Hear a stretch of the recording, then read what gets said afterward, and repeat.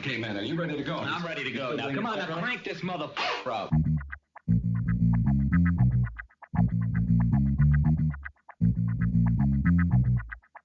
Break it down like this.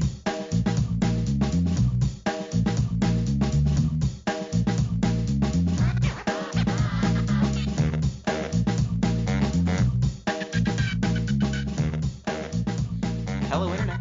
Gino, that Guido Greco here again with another episode of Deep Listens, and it is time once again to listen to the magic because the war horn of Kaldheim has been blown. A new set is coming out, and that means we are joined once again by our local resident magic expert, Kyle Moran. Hello. Hey Gino, how's it going? Good. There's a new set, so I had to come out of hibernation for this Norse-themed shenanigan. Yeah, this one, I'm excited about this set because it doesn't look like there's an Oko or an Uro, and there's a lot of really cool cards that look like they could be good, but they might not be. And I'm all about cards that look like they might be good, but might also not be good. So yeah, it's nice. It's nice when you have to play with the cards to know if they're good. Yeah, right? Like, it's not like you just, like, I remember last time we did this, and it's just like, what's the best card in the set? We're like, 3, 2, 1, Omnath, and then Omnath gets banned in all the formats, and I'm just like, wow, that was cool, I guess. But... yeah, what are the best cards in Zendikar? I think it's Omnath, and then all the Mythic lands. Oh, and Lotus Cobra too, yeah! And Lotus Cobra. Oh, that wasn't nearly as interesting. That was kind of just, like, pretty open and shut, but at least with this set is not open and shut. There's a lot of very powerful things, but also might not be good things. Like I literally could almost like point like almost any of these rares and just be like, is this good? Maybe? I don't know. I gotta play with it first. So. Yeah, we don't know. There's a lot of these cards are situational and have context dependency, which is nice for once. God, context dependency in 2020 Magic or 2021 now? Oh my goodness. Yeah. So we'll see. I mean, Kaldheim has a lot of cool mechanics. We will go over all of them. Before we go into Kaldheim, though, how is everything going with you? Are you going back to the PT? How have your events? How's your stream been going? All that stuff. Yeah, no, streams are doing decently. Like, I've kind of taken a little bit of a break lately, but the community that's kind of built itself around it was always based around the deck. And that's been going strong as ever, so that's the one nice thing about it. So people are still playing World Gorger Dragon? Good. Yeah, people are still playing, still talking about it. So it's it's bigger than me, which is kind of nice because it's like people like the deck. It's a very cool deck, and there's still a lot of ways that you can keep innovating with it. It's like new cards come out and you can keep making it better because like the new set Commander? I don't know. It was a Commander set, but I don't even know what it's called. The Commander Legends or Commander the Commander set that you could buy packs of. That one. That was the set. When that new set came out, it was like we actually got to test even more cards. It turns out Opposition Agent is insane in World Gorger Dragon because all the decks that are good, or not all of them, but a lot of the decks that are good against World Gorger Dragon, for some reason, also like searching their library. So you just play this card, and they can't win anymore. So like there's even we get to keep innovating, keep making new stuff. So stream can't complain and can't complain with the community. Everyone's great. Like the community's great. So what is the name of the stream if people want to check it out? Oh yeah, World Gorger 115. So it's twitch.tv/World Gorger 115 would be where you go to check that out. But yeah, no, deck's World Gorger Dragon, very fun deck, very cool deck. I'd say one of the spiciest decks. It's got a lot of spice in it. So I don't know if it's the spiciest, but like I'd say it's pretty spicy. So yeah, if you want to see World Gorger Dragon in Legacy winning games repeatedly. Yes, I feel like I am the one place for that. Yes. The one and only. So, and then, I actually took a little bit of a break from professional Magic, but then I was like, last week, or was it Tuesday? Like, I don't think this was on Tuesday. I was literally just like, you know what? Let's just play some Pioneer. Why not? And then I just won the Super Qualifier. So we're back on the Pro Tour again. Hooray. So I what still deck did got you play? it. I played Sultai Reclamation. That deck, I think, is real good. Like, really, really good. It's like a control deck, but it plays a lot of cheaty cards, so it's like you get to play cheaty control, because, like, Uro, cheaty card, Wilderness Reclamation, cheaty card. Yeah, I guess the rest of the cards are pretty fair, because you are playing 4 copies of Sinister Sabotage, so that's pretty fair. But yeah, the decks, I think I was on the phone with my friend, like, a half an hour before the event. And he's like, you know what, Kyle? You should play 4 times of Notion Thief in your sideboard. I'm like, 4? And he's like, yeah, play 4. Everyone's on this deck. Or like, you'll never lose the mirror if you have 4 copies of Notion Thief. I'm like, you know what? You're right. And I put 4 copies of Notion Thief in it, and I didn't lose in the mirror. That'll do it. Sometimes it's just like that. If instead of them drawing cards, you draw the cards, it's really hard for a deck that's trying to go long and grind you out to win. Yeah, like there was one game where my opponent was like, cast an expansion explosion for 6 on your Uro, and I'm like, okay, well you just put the snow to even the player real fast before you do that, and it resolves. There you go. Congratulations. I draw 6. You killed my Uro, who's going to come back, and I draw 6 cards. Yeah, it seems like a fair exchange. And it's also is really good against the Uro Omnath deck, because I remember I was talking with you a little bit this off camera a little earlier about this, how the Uro Omnath decks are literally just every single card is an Elvish Visionary that if you don't answer it, wins the game. Well, if every card's an Elvish Visionary, then Notion B is pretty good. So that turned out to be really good in that matchup too. And had some really intense matches, man. It's not high stakes Magic, even though it's online. It's still a lot of fun, but still definitely not the same. Hope this will be my first online Pro Tour though, so there's that. We'll see how that goes. All expenses paid trip to your couch. Yeah, basically. I wish I could stream it though. That would be cool. But I think Wizard says I can't do that. But that would be good. I mean, probably they probably don't want you competing with their stream, and they probably also don't want people stream sniping. Yeah, that's fair. But I could put a delay on it, like a 15-minute delay or something like that. But at least that would prevent the stream sniping. But yeah, I think Wizards got some rule to stop that. But that would be some quality content. That's true. That's Literal true. Pro Tour matches. Like, not many places you can go to get those. That's true. Then again, it's standard, so who cares? I guess maybe people will care about standard now. This set's coming out. Yeah, I mean, new set, maybe there'll be some interest. Yeah. So before we get into the new set mechanics and review, just normal housekeeping stuff, you can get in touch with the show at DeepListensPod on Twitter, deeplistens.libsyn.com. We've got our comment sections and deeplistenspodcast@gmail.com. You can send in emails, send in all your Magic questions. Maybe I'll answer them. We do not have any emails from the last Magic podcast asking for clarification. So, and you can also support the show on patreon.com/deeplistens. So without further ado, let's look at Kaldheim. So we've got a number of new mechanics and some returning mechanics in this set. Why don't we start with the returning ones, because they're going to be the easiest to cover. Snow, Kyle. What is snow? Yeah, snow. So things can be snow. That is essentially what the mechanic is. Like essentially, but to kind of clarify that a little bit more, snow cards are generally cards that have the super type snow, and they get better the more snow permanent, or this set around at least, it's the more snow permanents you have, the stronger the effect from the snow card is. And snow also is most popularly known through the basic lands, where there are snow basics, which everyone's like, oh, snow basics are strictly better than regular basics, which they kind of are. So the idea, but at least in standard, where there's no cards like Arkham's Astrolabe, the idea is you kind of have to make your mana base a little bit worse by putting more basic lands into your deck in the form of snow basics. And in exchange, you get more powerful, more pushed effects for what you're casting. So that's kind of the idea. Like, in this set, we got some snow instants, snow sorceries, snow creatures, snow lands. We got snow types of every card type, I think, or no snow enchantment, I don't think, but we got snow types of all the types. So yeah, it's funny, they broke out snow instants and snow sorceries for the first time, and they only used them like 5 times, which seemed seemed like they cracked the glass on that one and then didn't do too much with it. But that's fine. Yeah. I mean, it's interesting.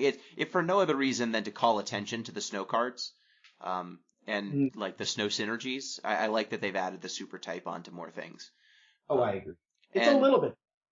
Like on Frost Dogger, like cards that it says like if it's a snow card, you get to draw it. So like there's a little bit there, but you're right. Yep. Most of these cards have been kind of foolproof here or something like that. Yep. Like Yorn, for example, like his Rhine staff can only get back snow permanents, and there's like a couple other cards that are like that. So for the most part, snow is kind of just like a tag on those snow instants and sorceries. Yeah, so the snow cards, we've got a cycle of snow lands, snow basics that just are snow-covered basics. Most of the time, they will be just the same as your regular basic land. There is a single card that will hate on your snow lands if you play them, and there are a few cards that will benefit from them. They also printed a cycle of snow duels that cover each of the different 2-color combinations, but they enter tapped. And they also printed a rainbow land that enters tapped that can make any color. You pick a color and then it can make that color from then on. So snow cards, basically, if you care about snow, you're going to put those snow lands into your deck. Your snow cards will be more powerful, but they don't do anything else special. You just need to look. Oh, there's also a snow mana cost. If you see a little snowflake in the mana cost, that means snow mana. So mana that comes from a snow permanent. Yeah. I was going to mention that actually, because like a different take they did with these snow cards I found versus what they used to do earlier is a lot of the snow cards like pay you off not for the amount of snow permanents you have, but the amount of snow mana you spend to cast the card, or if snow mana is spent to cast the card.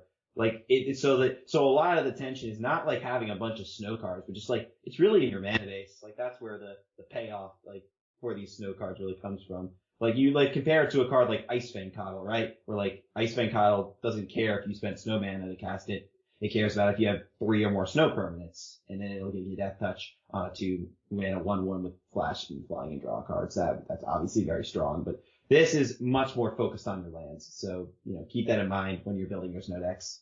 Yeah, most of these snow cards will scale up with lands, and they don't necessarily scale up that hard if you have multiple snow creatures in play. Yeah. Next returning mechanic is Changeling. This is a creature mechanic. If a creature has Changeling, very simple, it has all creature types. So Changelings are just all creature types at once. They are usually Shapeshifter in their text box, or Shapeshifter in their type line, but the Changeling mechanic gives them every type. So they are tribal enablers. Indeed, yeah, it's pretty open and shut mechanic. Like I feel like back in lore, when I guess I did really look to make sure this is, but they usually are. I don't know if they were always shapeshifters in lore, but they were. Okay, well they were consistent in this set too. Then in that case, like every single changeling is shapeshifter in the box, and it gives you all creature types, but they're generally weaker, so you kind of have to make that work if you want maybe supplementing other tribes. But there's one shapeshifter I'm quite interested in for standard, but the rest of them I think are kind of A-powered, so we'll see. Yeah, a lot of them seem to be really placed for limited because there are a good number of tribes that they are supporting in this set. It almost feels Lorwyn-esque in how many both creature types and also jobs that they're supporting. So like warrior, I think zombie, giant, elf, berserker. I think there's wizard is also supported to some degree. Angel, cleric. Yeah. There's a lot of weird God types too. Yeah, God.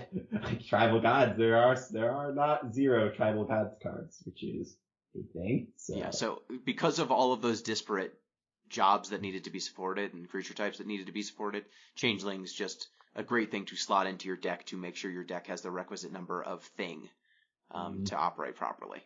Yeah, most of them are good limited cards. Like some of them are kind of stinkers, but for the most part, they're generally good stats for the cost and limited. So yeah, great glue to hold together tribal decks.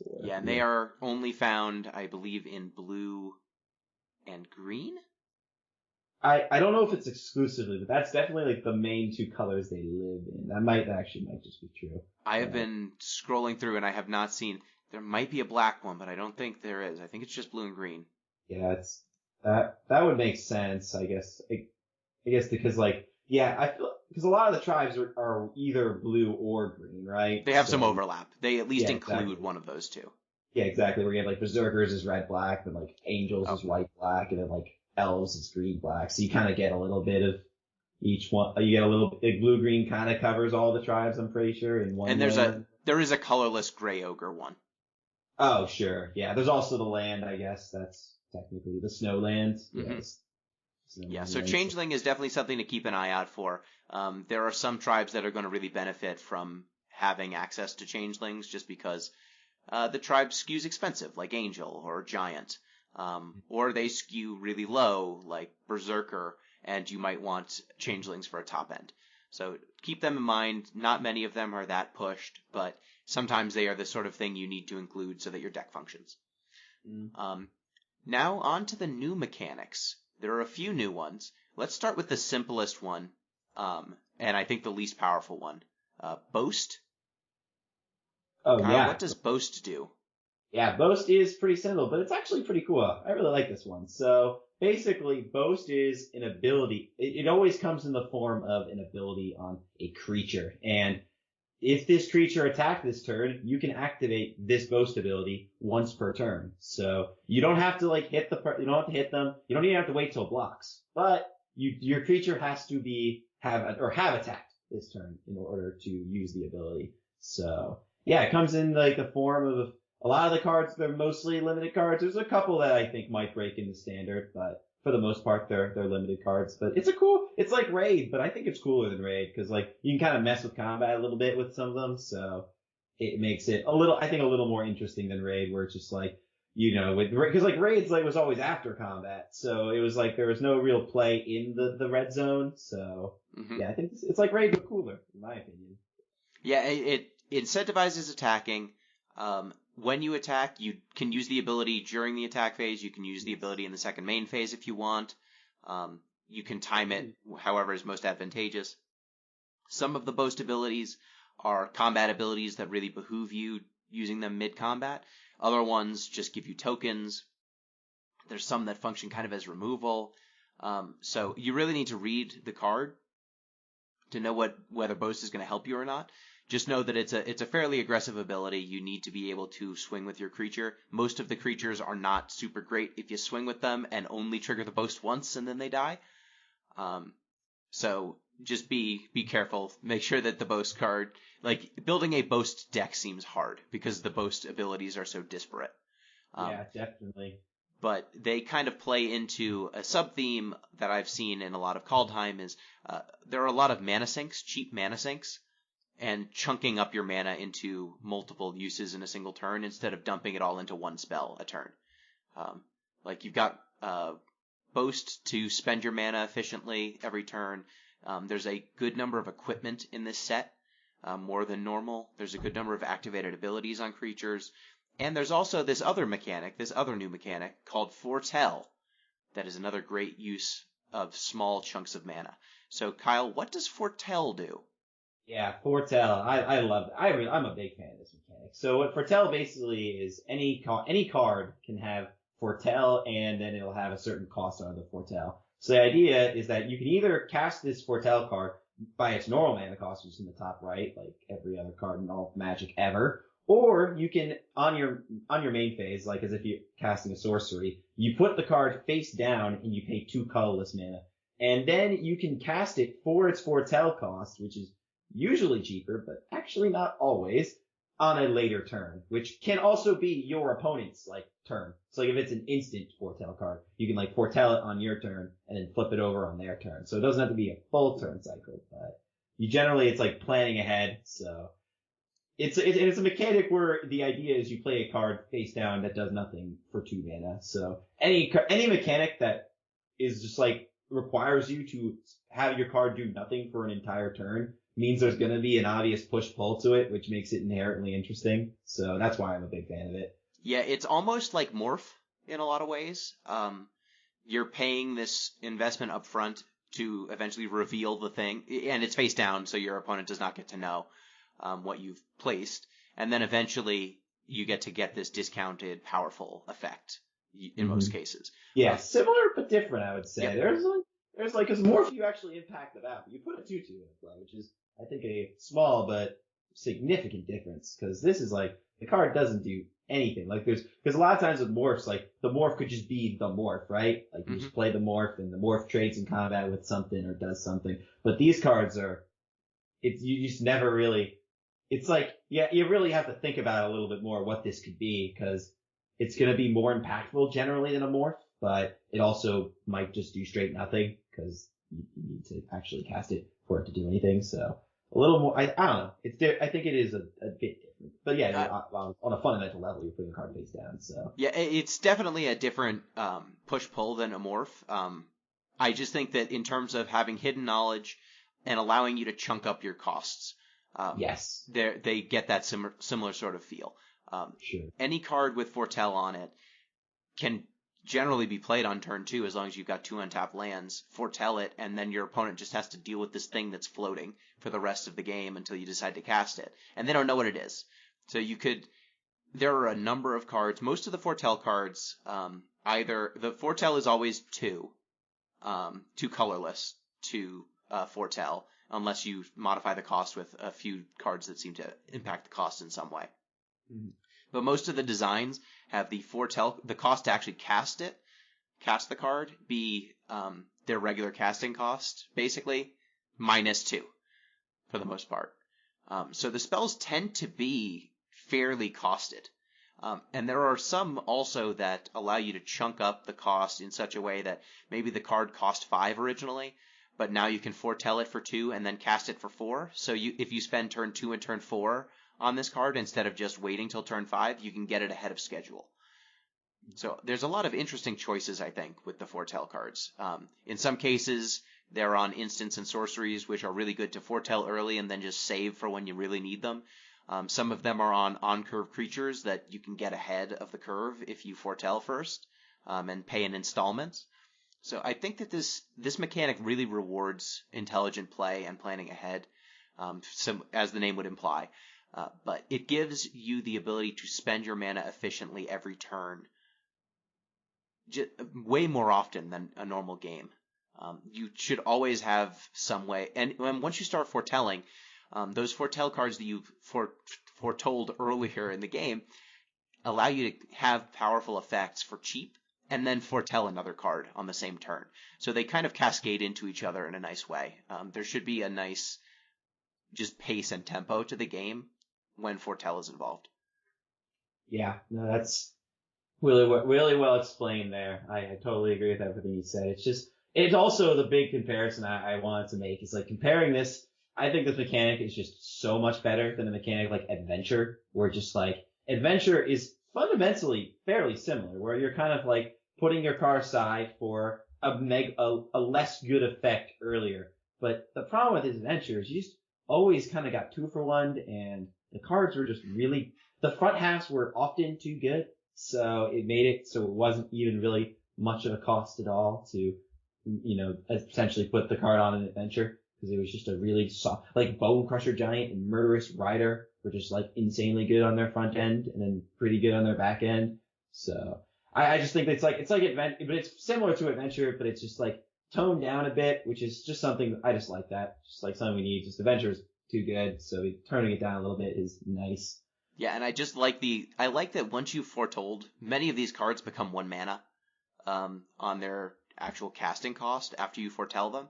And that just allows you to have these, in many cases, incredibly impactful effects just sitting around, and you can use them. So you're not going to be strapped on mana the same way you are a lot of the time. Like, if you took a turn off to play removal in a lot of games, that is your turn. You probably don't get to impact the board another way. But there's cards like, for example, let me find the red removal spell, Demon Bolt, which is 2 and a red for an instant that deals 4 damage to target creature or planeswalker, and it has a foretell cost of 1 red. So you can, its regular cost is 3 mana functionally, but its foretell cost is 2 mana and then 1 mana on another turn. So if you invest that 2 mana on turn 2, you can on turn 4 bolt something for 4 and play a 3-drop, which is just a very different feel than waiting till turn 4. Ordinarily, you'd pay 3, deal 4 to something, and then not be able to play another spell because you don't play very many 1 mana spells in limited. Oh yeah, no, that's like a great tempo turn. If you can just go like threat into 1 mana removal, but you have to set it up to do that. You can't just do that. So it definitely rewards planning ahead. It's like, oh, I think this is going to be the turn. I'm going to want to have my tempo swing turn, so I'm just going to put down this foretell now to set that turn up. So yeah, no, great mechanic. Yeah, so those are the big new mechanics, and then we have another kind of returning mechanic, and this is from Zendikar, so it's pretty recent. But we have modal double-face cards again. So modal double-face cards in Zendikar, they were all lands on one side and spells or creatures on the other. These modal double-face cards, these new ones, are all gods, which are creatures on one side, and then the other side is it really depends on the card. Yeah. There are some that are equipment on one side, some are artifacts on one side, some are creatures on the other side. There's one that's a planeswalker on the other side. So the important thing to know about modal DFCs, or modal double-face cards, is that you pick when you cast them which side you want. And once it is in play as whichever side you picked. So if you play the god side, it's going to be a creature. If you play the other side, it's going to be whatever it is on the other side. If it gets returned to your hand or exiled, it is the front half. So the front half has like an upwards triangle on it. Yeah, whenever it's not on the stack or on the battlefield as like what you chose it to be, it's always the front half. So. Exactly. So many of these cards manage to kind of combine a late game card and a early game card into one card, and that tends to be how these cards are scoped. And another interesting thing to note about these modal DFCs, because the front half is a legendary god, and the back half is something else, you can actually use multiple copies of these cards as long as you pick both sides. You can have one of one side, one of the other in play at the same time. So it kind of gets around the legendary rule a little bit. A little reminiscent of the ye olden days if you played in Shadows over Innistrad Standard with Avacyn the Purifier and Archangel Avacyn being on the table at the same time.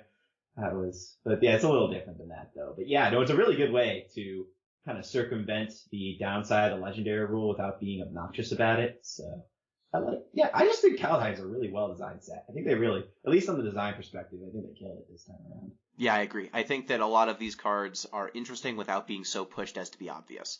Like even these gods, many of them seem circumstantial. They seem powerful but not overbearing, and they do not obey the old god structure where they're indestructible. Or like a hard to kill, or incredibly hard to kill. Yeah, no, they do not follow the tradition. I think the way they go about this time is like the fact that they get to like transform into something else is like what makes them godly. But yeah, no, it's, I guess what makes a god in Magic has kind of gotten looser and looser over the years, which is fine. Nothing wrong with that. Yeah, but I enjoy that as we've moved to a Norse themed set, Norse gods are not as godlike they are not as indestructible as Greek gods or Egyptian gods. Yeah, no, definitely. It's definitely a different feel. And it also, there's a couple, or I think it's 2 cards in this set. 2 cards that can just make your other creatures into gods. So, yep. Anybody could be a god if you just put enough effort into it on this plane, which I think. Yeah, Xenagos screwed up. He was in the wrong plane. He really didn't have to go through all this effort if he had just showed up. He honestly could have just arrived. Yeah, look at Tibble. He just arrived, and now he's a god. So yeah, he showed up, stabbed a guy, and now he's a god. Yeah, I think he put him in a block of ice, right? That was the lore in Icebind Pillar. Oh, is that that's the Icebind Pillar lore? Yeah, because I think the flavor text gives that one away. So threw actual Valky into a block of ice, and then. Oh yeah. Oh Valky, I'm disappointed in you. How could the God of Lies be so gullible? Good flavor text. Informative and funny. It's well designed set. Yeah, so the gods, I think, they're all at rare and mythic rare, so you'll see them occasionally. And a lot of the times, if you read one side and think, "Oh man, this seems underpowered," remember you're getting both. They are not. I would say the front halves are not as powerful as some of the gods of previous sets. The back halves are not as powerful as like random auras or enchantments or artifacts from other sets, but you're getting 2 things. And you get to choose which side you want at any given moment. So that flexibility is where the power is. Mm-hmm. In the classic charms, they're basically big old legendary charms, which is cool. So we'll see. We'll see which ones I guess we're going to be talking about as we go through the colors. Exactly. So now with that, good segue. Yeah. It's time to look at each of the colors and do our traditional best card, underrated card, overrated card. So starting with white, Kyle, what do you think is the best card in white? Luckily, we get to start with an easy one. Don't really have to work my brain out as hard for this one. So I think the best card in white is Doomscar, to the surprise. I agree. Probably nobody. That's a pretty cold take for the winter set of Kaldheim. What does Doomscar do? So it is a 5-mana sorcery. Destroy all creatures. However, you can it has a foretell, and if you foretell it, you can pay 3 mana for it after you have foretold it. So you're paying 5 mana either way. But just the existence of this card is kind of awesome for the foretell mechanic. Like, for the foretell mechanic to be good, the fact that this card exists makes the foretell mechanic so much better because you can build your deck like in a way where you have different foretell cards that just do wildly different things because this card exists and just make your opponents just really, I don't want to say unhappy because that's like, I'm sure it's fine, but like they like your opponents are put into very tough spots. That's what it is. They're just, because you have, let's say I'm building like a blue-white control deck of some kind, and I put I don't even know what the card's called, but there's a counterspell and a glimmer of genius. I can look up the names right now. Counterspell is Saw That Coming. Saw That Coming. So you make a blue-white control deck, and you put Saw That Coming, you put Behold the Multiverse into the deck, and you go turn 2, put down a face-down foretell card against my green-red aggro opponent. What does that green-red aggro opponent do? Do they commit more creatures and then get destroyed by Doomscar on 3? Or do they hedge and try and like play less creatures and get blown out by Behold the Multiverse? I do not want to be some green-red aggro opponents trying to figure that one out. So yeah, I mean, there's also Iron Verdict, which is a removal spell. 2 and a white, foretell for 1 white, and it deals 5 damage to a tapped creature. So like there's a bunch of removal and counter spells and draw spells that all have like a very, very cheap cost once you've foretold them, and all are completely reasonable to play in the same deck, and your opponent is representing all of them when they pay 2 on turn 2. Yeah, the bigger the pool for foretell cards you get, the better they get by a lot. Because, you know, and it's like, when there's only one playable foretell card, you put it face down, your opponent's like, okay, that's what you have. That's easy. But when you get a lot of them in the mix, it gets harder and harder for your opponents. So having a powerful and unique effect like this in the foretell pool makes foretell as a mechanic a lot stronger and actually gives it a shot for constructed. So we will see. It's worth saying, like, 3 mana for a Wrath of God effect, a destroy all creatures effect, is almost unprecedented. It is unprecedented. Bantu's Last Reckoning's the only other one. That card sucks. Yeah, you don't get 3 mana destroy all creatures, and this, because you can go turn 2 foretell this, turn 3 play it, it's actually a turn 3 Wrath effect. Bantu, you could cast it for 3, but if you did, you were taking an entire turn off. This is just a normal curve, and a control player is happy to spend turn 2 doing literally anything with their mana, because usually control decks, they're happy to just play like a removal spell at most. Yeah, like an Omen of the Sea. Something not very good. Taking that and ensuring that your opponent cannot run you over without doing something extraordinary, it's just completely backbreaking. I think that this card's existence just makes low curve aggro almost unplayable. Oh yeah. Also, I'm just like, forget like if you have a removal spell, like imagine you just like, it's like, oh, you play around the Doomscar and then your opponent, and you just like play like a small, like a creature, like some more small sticky creatures that are a little more resilient to removal, but not great in combat. And your opponent just goes Strawnheim and Unleashed. And it's like, oh, okay, that's cool. So yeah, no, it's White's got some nice foretell cards. So then Doomscar is the best. So that's easy best White card. Yep, easy, and I agree with you 100%, so I think we can leave it there. What do you think is an overrated White card? Oh, man, I guess I literally just talked about this. I literally just talked about this card being good in this context, but I guess I'm gonna kind of turn it around and kind of be like, cause I do think Starnheim, I don't know how you say it, but Starnheim Unleashed, I think this card is. People have been comparing this card to Entreat the Angels, and I'm like, guys, this is not Entreat the Angels. This is not Entreat the Angels at all. So the card is 4 mana, make sorcery, make a 4/4 white angel warrior with flying and vigilance. And if it was foretold, you make X. Yeah, what? It's 2 white for the 4. Yeah, it's 2 white. Did I not say that? Oh, my bad. You said 4 mana, but I'm just clarifying. Oh, yeah, gotcha. So, and then it also is foretell, and the foretell cost, once you foretell it, is XX and white. So very reminiscent of Entreat the Angels. But what makes me very hesitant to put this into my constructed deck is with Entreat the Angels, the power level of it was being able to spike it very early, or being able to spike it in the early game as a miracle and just like get the angel very cheap, or in the late game just spiking it and making a bazillion angels. But like this, and also being able to like cheat with it because it's miracle and you can like you just instant speed card draw to just like smack your opponent around. And with brainstorm effects, that's like pretty reasonable to do in formats like modern, but more like legacy. But the problem with Strandheim Unleashed, in my opinion, is like you're never really like that happy with the amount of mana you're putting into it. Like it's never great. It's always kind of okay. So, and I don't know if okay cards make it in standard nowadays. Like, cause you have to pay the 2 to put it face down. And then you can like make 1 4/4. You can make 2 4/4s for 5. Like, would I play take 2 Sarah Angels for 5 mana? I'm not sure. Would I play it if I have to like spend a turn like paying 2 mana to put it face down and then make 5 or 2 Angels for 5 mana? I don't know. So it's just, the card just doesn't seem. And then you compare it to a card like what's Emeria, the mythic double face card from Zendikar, like an actually good maker of angels. And yes, you'd pay 7 mana for that, but the fact that it's a land makes it so much more flexible than something like this, where this is like it's a 4 mana 4/4 flying and vigilance, which is like okay at best, not great though. So yeah, with all of that being said, is the card bad? No, but overrated? Definitely. I don't think I ever want to cast it for its 4 mana cost. Yeah.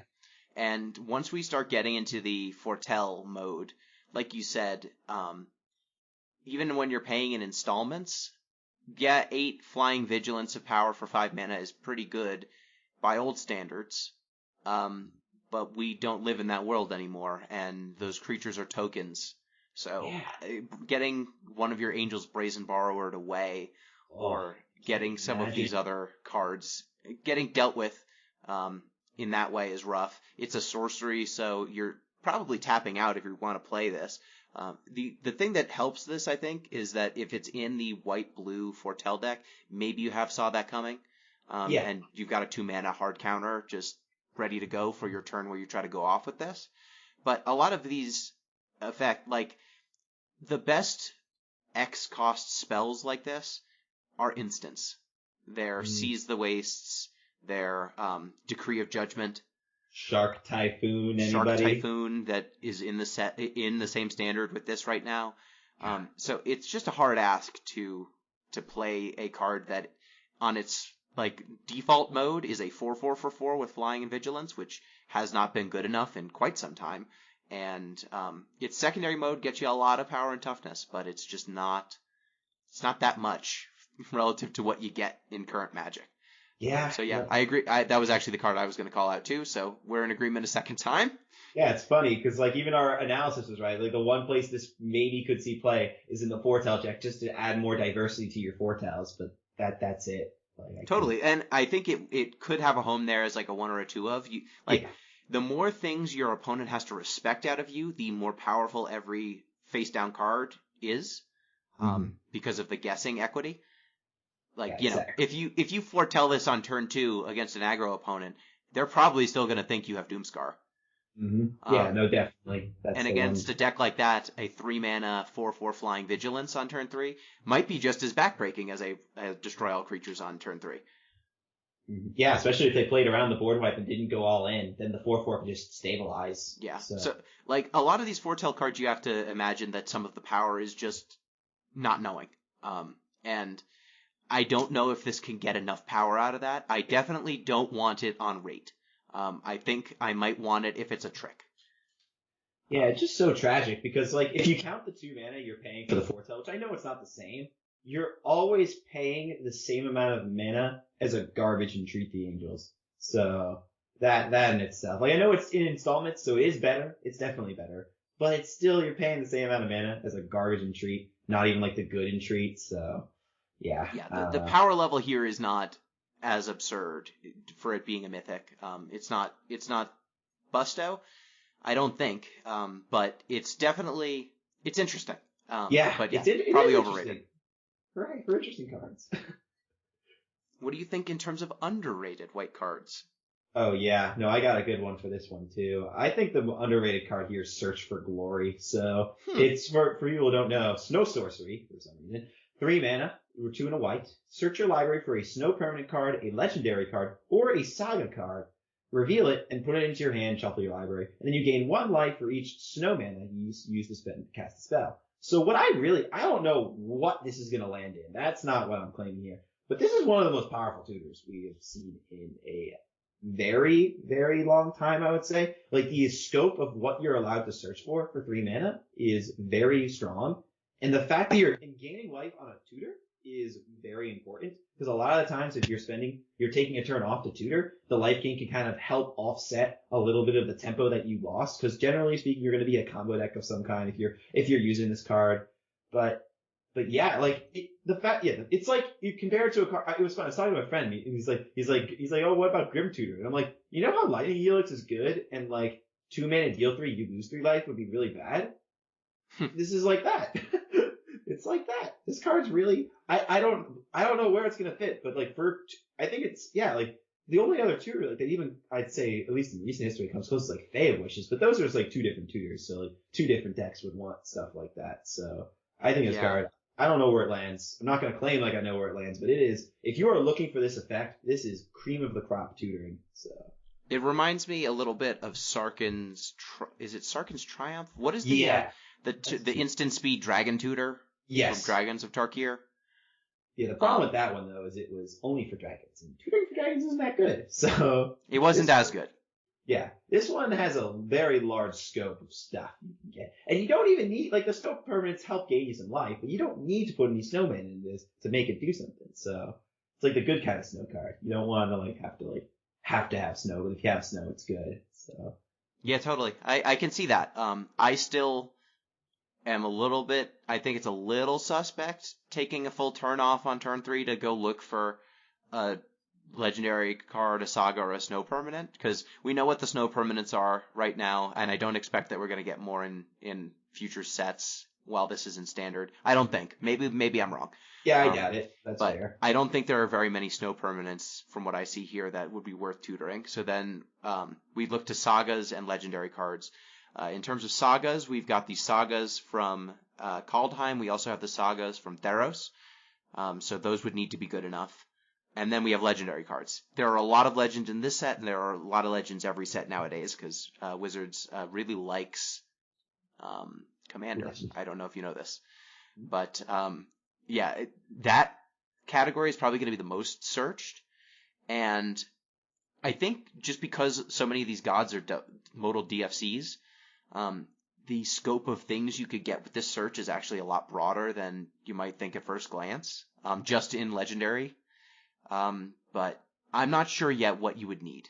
Yeah, I don't know like what the deck. It's just like when the deck comes around looking for it, like it'll know. I think you'll know when you want this, but totally, it's hard to say where it will land. Definitely, Legendary is, I think, by far the most likely to search, but it's insane how good legendaries have gotten lately. Like, literally, I was playing Historic a few weeks ago, and I main decked 4 Tails End, and it was just good. Isn't that crazy? Yep, and don't forget, Planeswalkers are legendary. So, they are also, yes, they are. Search for Glory has a secret 4th mode, search for target Planeswalker. Is literally strictly better than Call of the Gatewatch. Oh, much better. Yes. Way better. So for me, I think an underrated card, Sigrid Godfavored. She is 1 white for a legendary human warrior, 2/2, flash, first strike, protection from god creatures. What a cool little bit of trinket. I think that's mostly going to be trinket text. But when she enters the battlefield, exile up to 1 target attacking or blocking creature until Sigrid leaves the battlefield. So she seems like she's just a 2-for-1, right? In most cases, like she's got first strike. You flash her in, she blows up a block or an attack until she leaves. And then in the occasions when a god is in play, which is non-zero, like we do have gods from Theros, we do have gods from Kaldheim, she does get to pick those, she can't be blocked by them, and she can block them all day. Yeah, it's kind of funny. I don't know, like it's definitely like the trinket text there. I just find it funny that like she's favored by the gods, but the gods can't bestow their blessings on her because she has protection from them. So I don't know how to feel about that. But yeah, and she's you know what she's really good at? Killing them. Yeah, she's pretty good at killing gods, or at least holding them back forever. But I think this card's very good too. Like instant speed fiend hunter seems. Yes.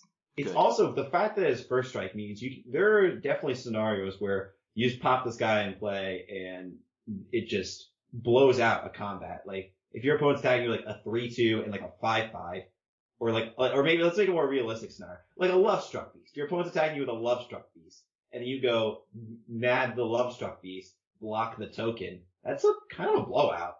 Like, Totally. so this card's pretty good. The one reservation I have with it is less with the card, but like this card is competing very directly with Skyclave Apparition, which I think is one of the best white cards ever printed in the last 10 to 15 years. Yep. So I don't know that it's competing though. You can play both. You can definitely play both. Like Skyclave's non-legendary, so you can definitely load up on this effect, and it's a good effect to load up on, so it's definitely not bad. But the cards are fundamentally very similar, and Skyclave is a Stone Cold killer, so like I don't know if you'd ever choose this over Skyclave. I can definitely see that where you play it with Skyclave, but maybe, I'm not sure. But when your opponent has a Skyclave and they are foolish enough to attack with it, Sigrid shows up and kills it because she's got first strike. This is true. But, if the Sigrid comes in and Skyclave comes in, so I'll take that. Yep. Yeah, whoever comes in last wins. Exactly. Moving on to blue.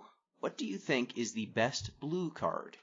Oh man, there's a bunch of blue cards this time around. A lot. And the thing about blue is it's like blue is usually one of those colors where it's like, oh, there's some busted blue card that just makes things that does broken things. Usually paired with green, sometimes not. But like all the blue cards are kind of just cool and interesting this time around. So I don't think there's any like clear cut best blue card in the set. But with that being said, if we're gonna have to pick one, I think it's Ascended Spirit. I think the card's very good. It's just like rates. It's just like it's what I was gonna say. If Snow is gonna be good, it's because of this card. Because this card, it's very reminiscent of Warden of the First Tree, which was exceptionally good in its standard form. But I think this card's much better than Warden because it's Warden. You had to get, I think it was 6 mana to get to like the real meat of the card. So you had to like it was a 2 mana to make it a 3/3, and it was 4 mana to give it like lifelink. So like the second mode, you basically played like Warden of the First Tree almost exclusively for the first mode to go from 1 mana 1/1 to 2 mana 3/3. And this card, like all the modes are very solid. And yeah, this is much closer to Figure of Destiny. Yes, the original, the OG. I'd say it's almost better than Figure of Destiny, but well, for what it's worth, Snow. I don't know how free Snow is. Like Figure of Destiny just made you pay red-white mana versus Snow. So, but I just mean like pure like if we're just talking mana for the cost. I think this might even be better than Figure of Destiny. Like, this is just a slam dunk in any mono blue tempo deck. Anything running Curious Obsession, which obviously isn't standard right now, but in older formats like Historic and Pioneer, this card's a slam dunk in any deck running that. So, yeah, no, like this card, I think any mono blue deck, because like mono blue decks tend to be these kind of tempo-y, kind of like put your opponent slightly off balance kind of style of deck. And it plays super duper well in mono blue, so you just take all your islands and replace them with snow covered islands. So so Ascended Spirit, it's 1 for a 1/1, 1 blue for a 1/1. It's a snow creature spirit. Its activated abilities are Snow. Ascended Spirit becomes a Spirit Warrior with base power and toughness 2/3. Snow. If Ascended Spirit is a warrior, so again, it becomes a Spirit Warrior permanently. That is not until end of turn. Snow. If Ascended Spirit is a warrior, put a flying counter on it, and it becomes a Spirit Warrior Angel with base power and toughness 4/4, and then Snow. If Ascendant Spirit is an angel, put 2+1/+1 counters on it, and it gains whenever this creature deals combat damage to a player, draw a card. Now, it's worth mentioning that third ability can be used multiple times. Yeah, it can. You can just keep putting counters on it, and I believe each instance will give it another instance of whenever this creature deals combat damage to a player, draw a card, correct? Yeah, it will. It just becomes a super duper scroll thief once you get it going. So, yes. Yeah, so this thing becomes it goes from your 1-drop to a must-kill threat, and it can do it on curve. So you can just play Ascendant Spirit on 1 and then pump it up, and then pump it up again, and then pump it up again, and that's a completely reasonable 1 to 5 curve. Yeah, like, it's definitely just, like, it's also kind of nice how, like, there's, like, one other card I had in mind that might be the best, might be better. It was kind of, like, between two here. But, like, the fact that this is, like, the best blue card, I think is, like, like, because it's good, but it's not broken. Like, it's definitely not broken. It dies to basically everything when you play it, so. But yeah, no, it's it's just nice that this is like I think one of the better blue cards in the set because it kind of sets the tone. So. Yeah, I think this card is going to eat a lot of spike field hazards. Oh yeah, yeah, probably, but that's okay. So for me, I think it's the face god of blue, Alrund, god of the cosmos, which is 3 blue for a 1/1. But he gets +1/+1 for each card in your hand and each foretold card you own in exile. So that mode is pretty good. But then his ability at the beginning of your end step, choose a card type, reveal the top 2 cards of your library, put all cards of the chosen type into your hand, and the rest on the bottom of your library in any order. So you keep every card of that card type. You can draw up to 2 cards a turn, but they'll only be of the type you foretell. So if you pick land, you're probably going to be right most of the time, but you're only going to be able to draw the land. Yeah, probably but then one.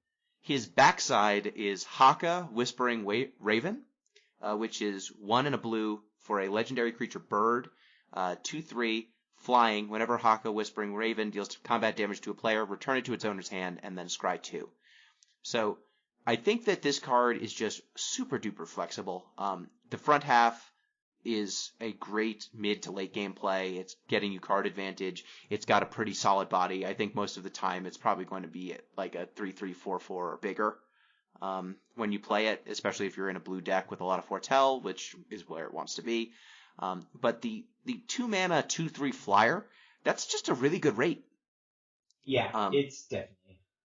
And this is one of the gods that can actually get itself back into your hand. So you can make the early play of the Raven, and then the turn you want to have the god back, just attack with it. If it gets through, you scry 2, you play Alrund, and you know what's on the top. So you can just make sure that your first Alrund trigger is excellent. Yeah, no, card's definitely good. It's just one of those things where like I look at it and I'm like, man, where do I put this? Like, not saying like it doesn't fit anywhere, but it's one of those cards you look at and you're like, I do not know where I'm supposed to put this card, but it is powerful. Like that 2 mana 2/3 flying with kind of upside, kind of downside is very powerful. And just having a 5-drop that draws cards and is generally decently sized it's a lot going on. Like that's a theme with this set. There's a lot going on with all these cards. Yeah, and I agree. So I think that this is a card that fits nicely in a foretell deck, in a like maybe white blue, maybe blue red. I think those are kind of the more controlling color combinations in terms of foretell. If you can fit it into one of those, I think it's a nice early play that takes good advantage of your mana, and then as a late play that just gets you card advantage and snowballs advantage, that's nice. And it's on your end step too, so you get the effect. If they don't have instant speed removal, you're probably going to draw at least a card off of it, which is kind of what a card needs to do to be playable. Yeah. Yes. If it's going to cost 5 or more. I just think that the flexibility, the ability to be your 2-drop and then also your 5-drop and be the same card, right? This is not one of those gods where you make a hard choice and then you're stuck with, the crappier, cheaper effect if you want. If you can get through with that Raven, you get the god back.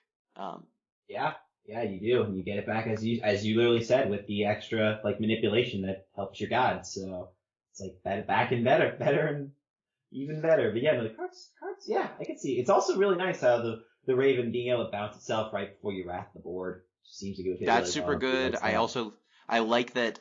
Just being a 2/3 flyer, its body is super relevant for dealing with rogues. It can block some of the cheaper rogues forever. Yeah. So I think that it's just got enough play. I think that it's going to find a slot because of its versatility. So what do you think is what do you think is an underrated blue card? Underrated. Oh yeah. So since we didn't talk about it, the most powerful, and I think is really powerful, so I think it deserves mention. I would say Glimpse of the Cosmos is the underrated card I'm going to go with here.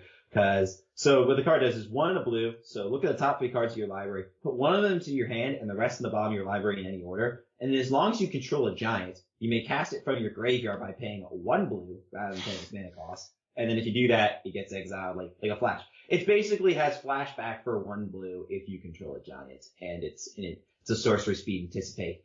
But what makes this card so good is the front ad is like not the best rate. but it's okay. It's not. It's like about. I'd say it's comparable to Omen of the Sea.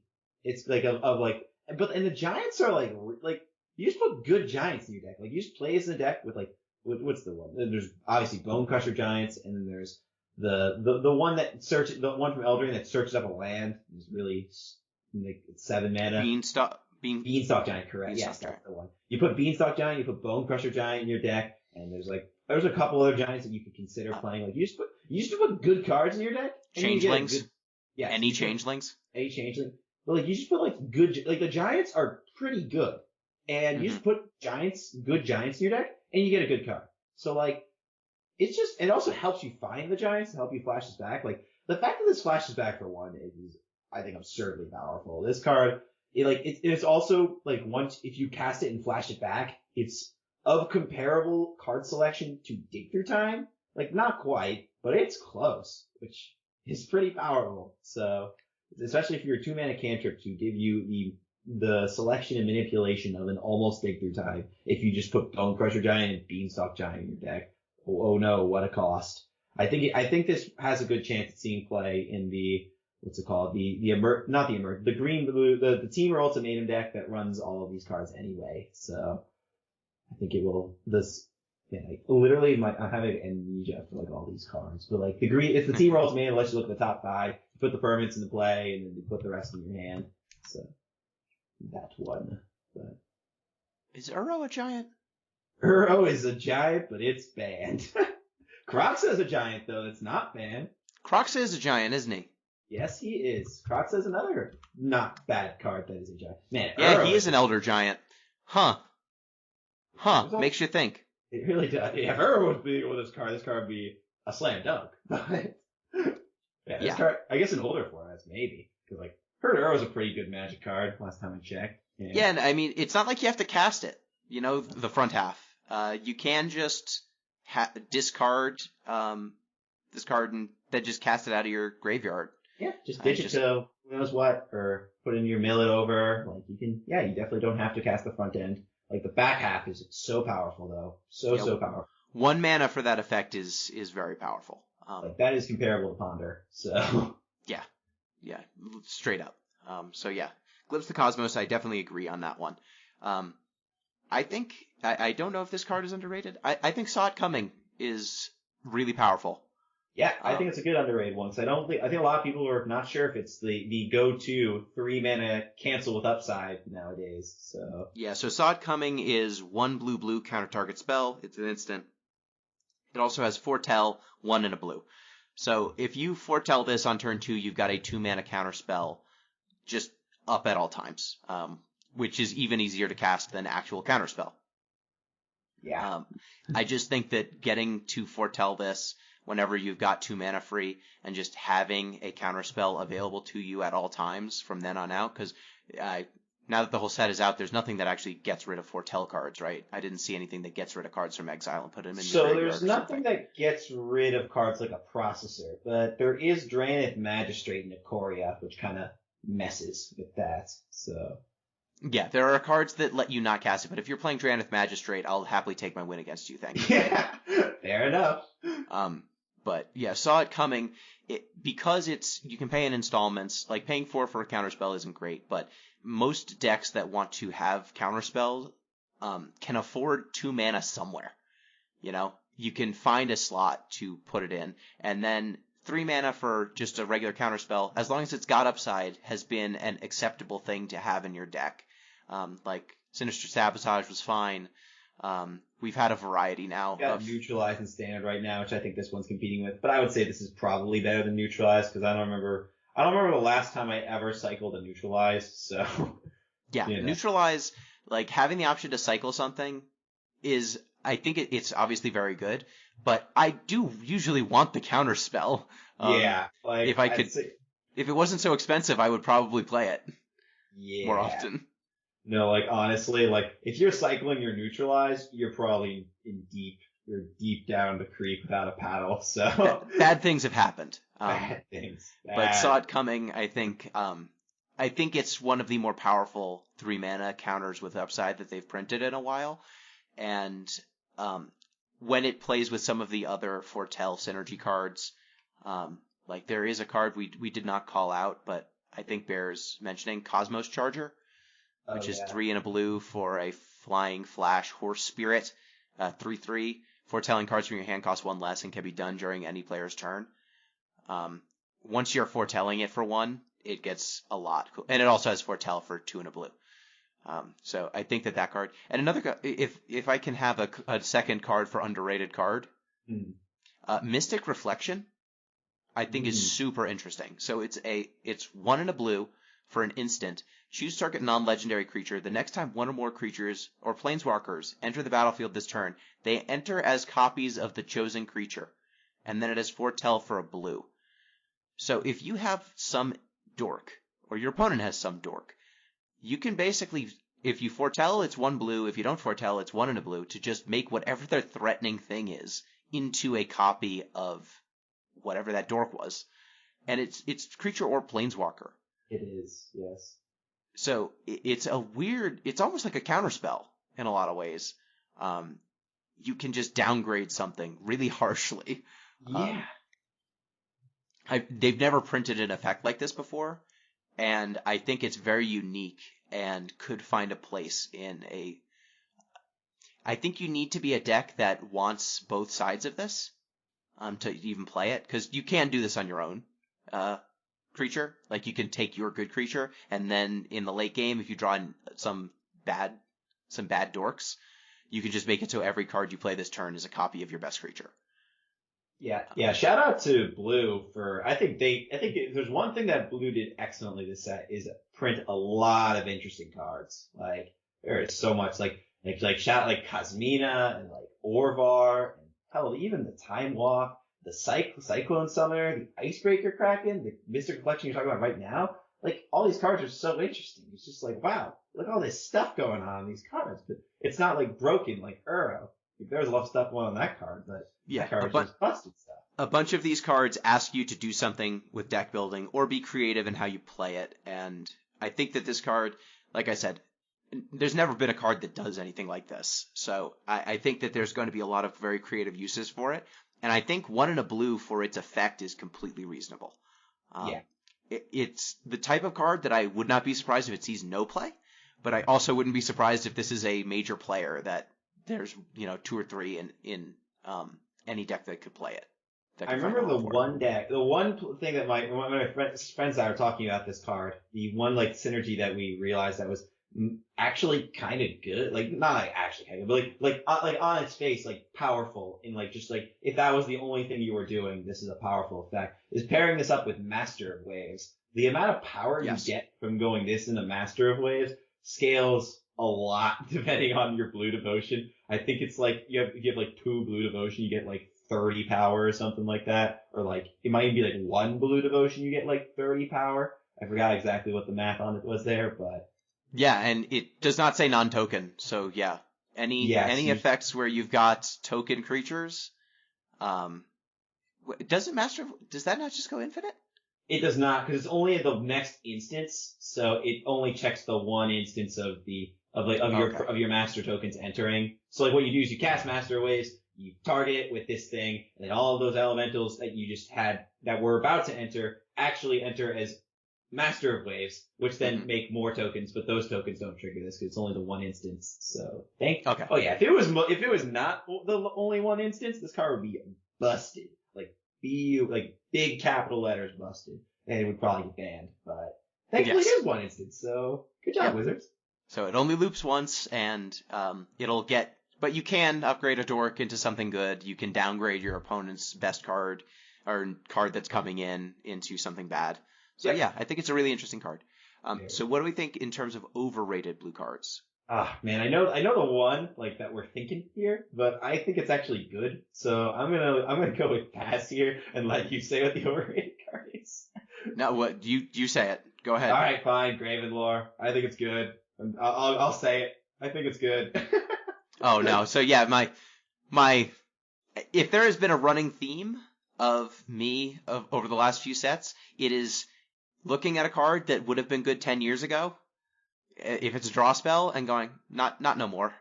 So Gravenlore is 3 blue for a snow instant. Scry X, where X is the amount of snow spent to cast this spell, then draw 3 cards. This card reminds me very much of the... what was the card from Ravnica?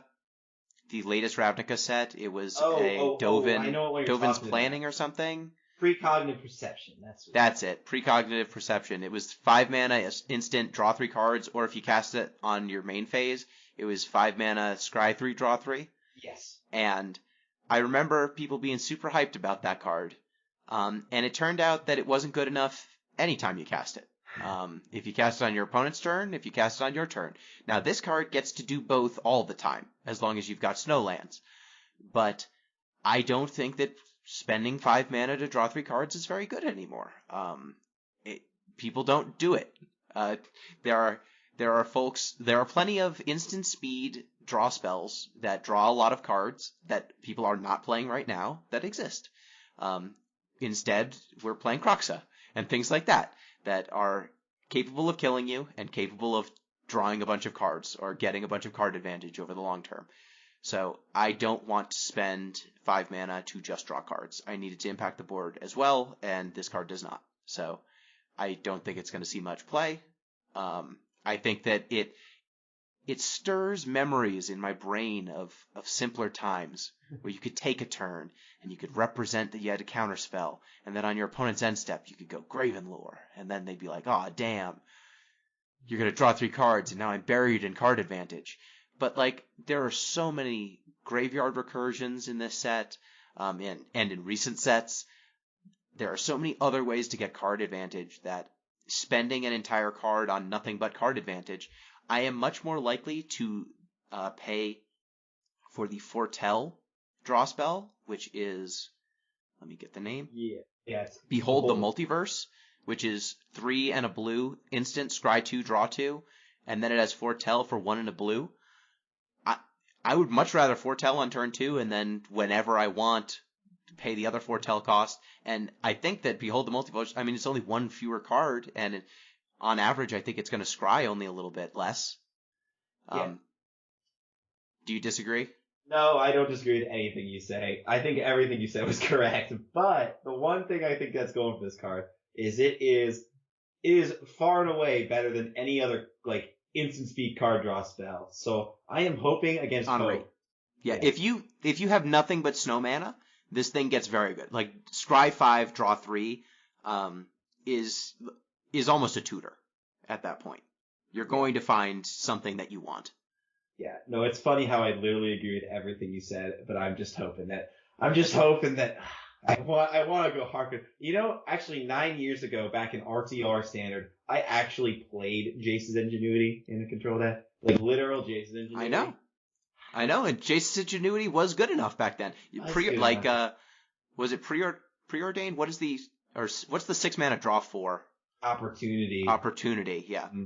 Opportunity is, it used to be outstanding.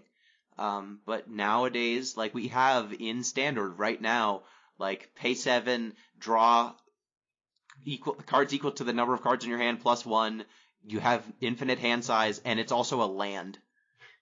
That card sees play, though. It sees play, but it sees play as a land. Yeah, like of course. That's what the opportunity cost that people are willing to pay is. I'm not willing to pay this card draw spell that just sits in my hand until turn 5. Yeah, but that was a sorcery, so I'm hoping. I know it's probably. Did you have another overrated blue card, or was that? No, I think that was the pretty obvious. So I think the rest of the blue cards are actually good. Also, shout out to Blue for not only being interesting, but there's also like a lot of good reprints in this set, or just like good cards to bring back. We got Strategic Planning, we got Staple Stroke, we got Null.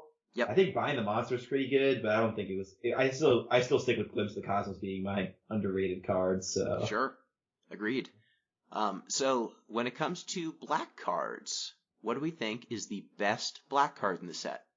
Yeah, I think it's gotta be Valky. Valky's real good. Like, so for people who don't know, Valky got Lies, 1 in the black.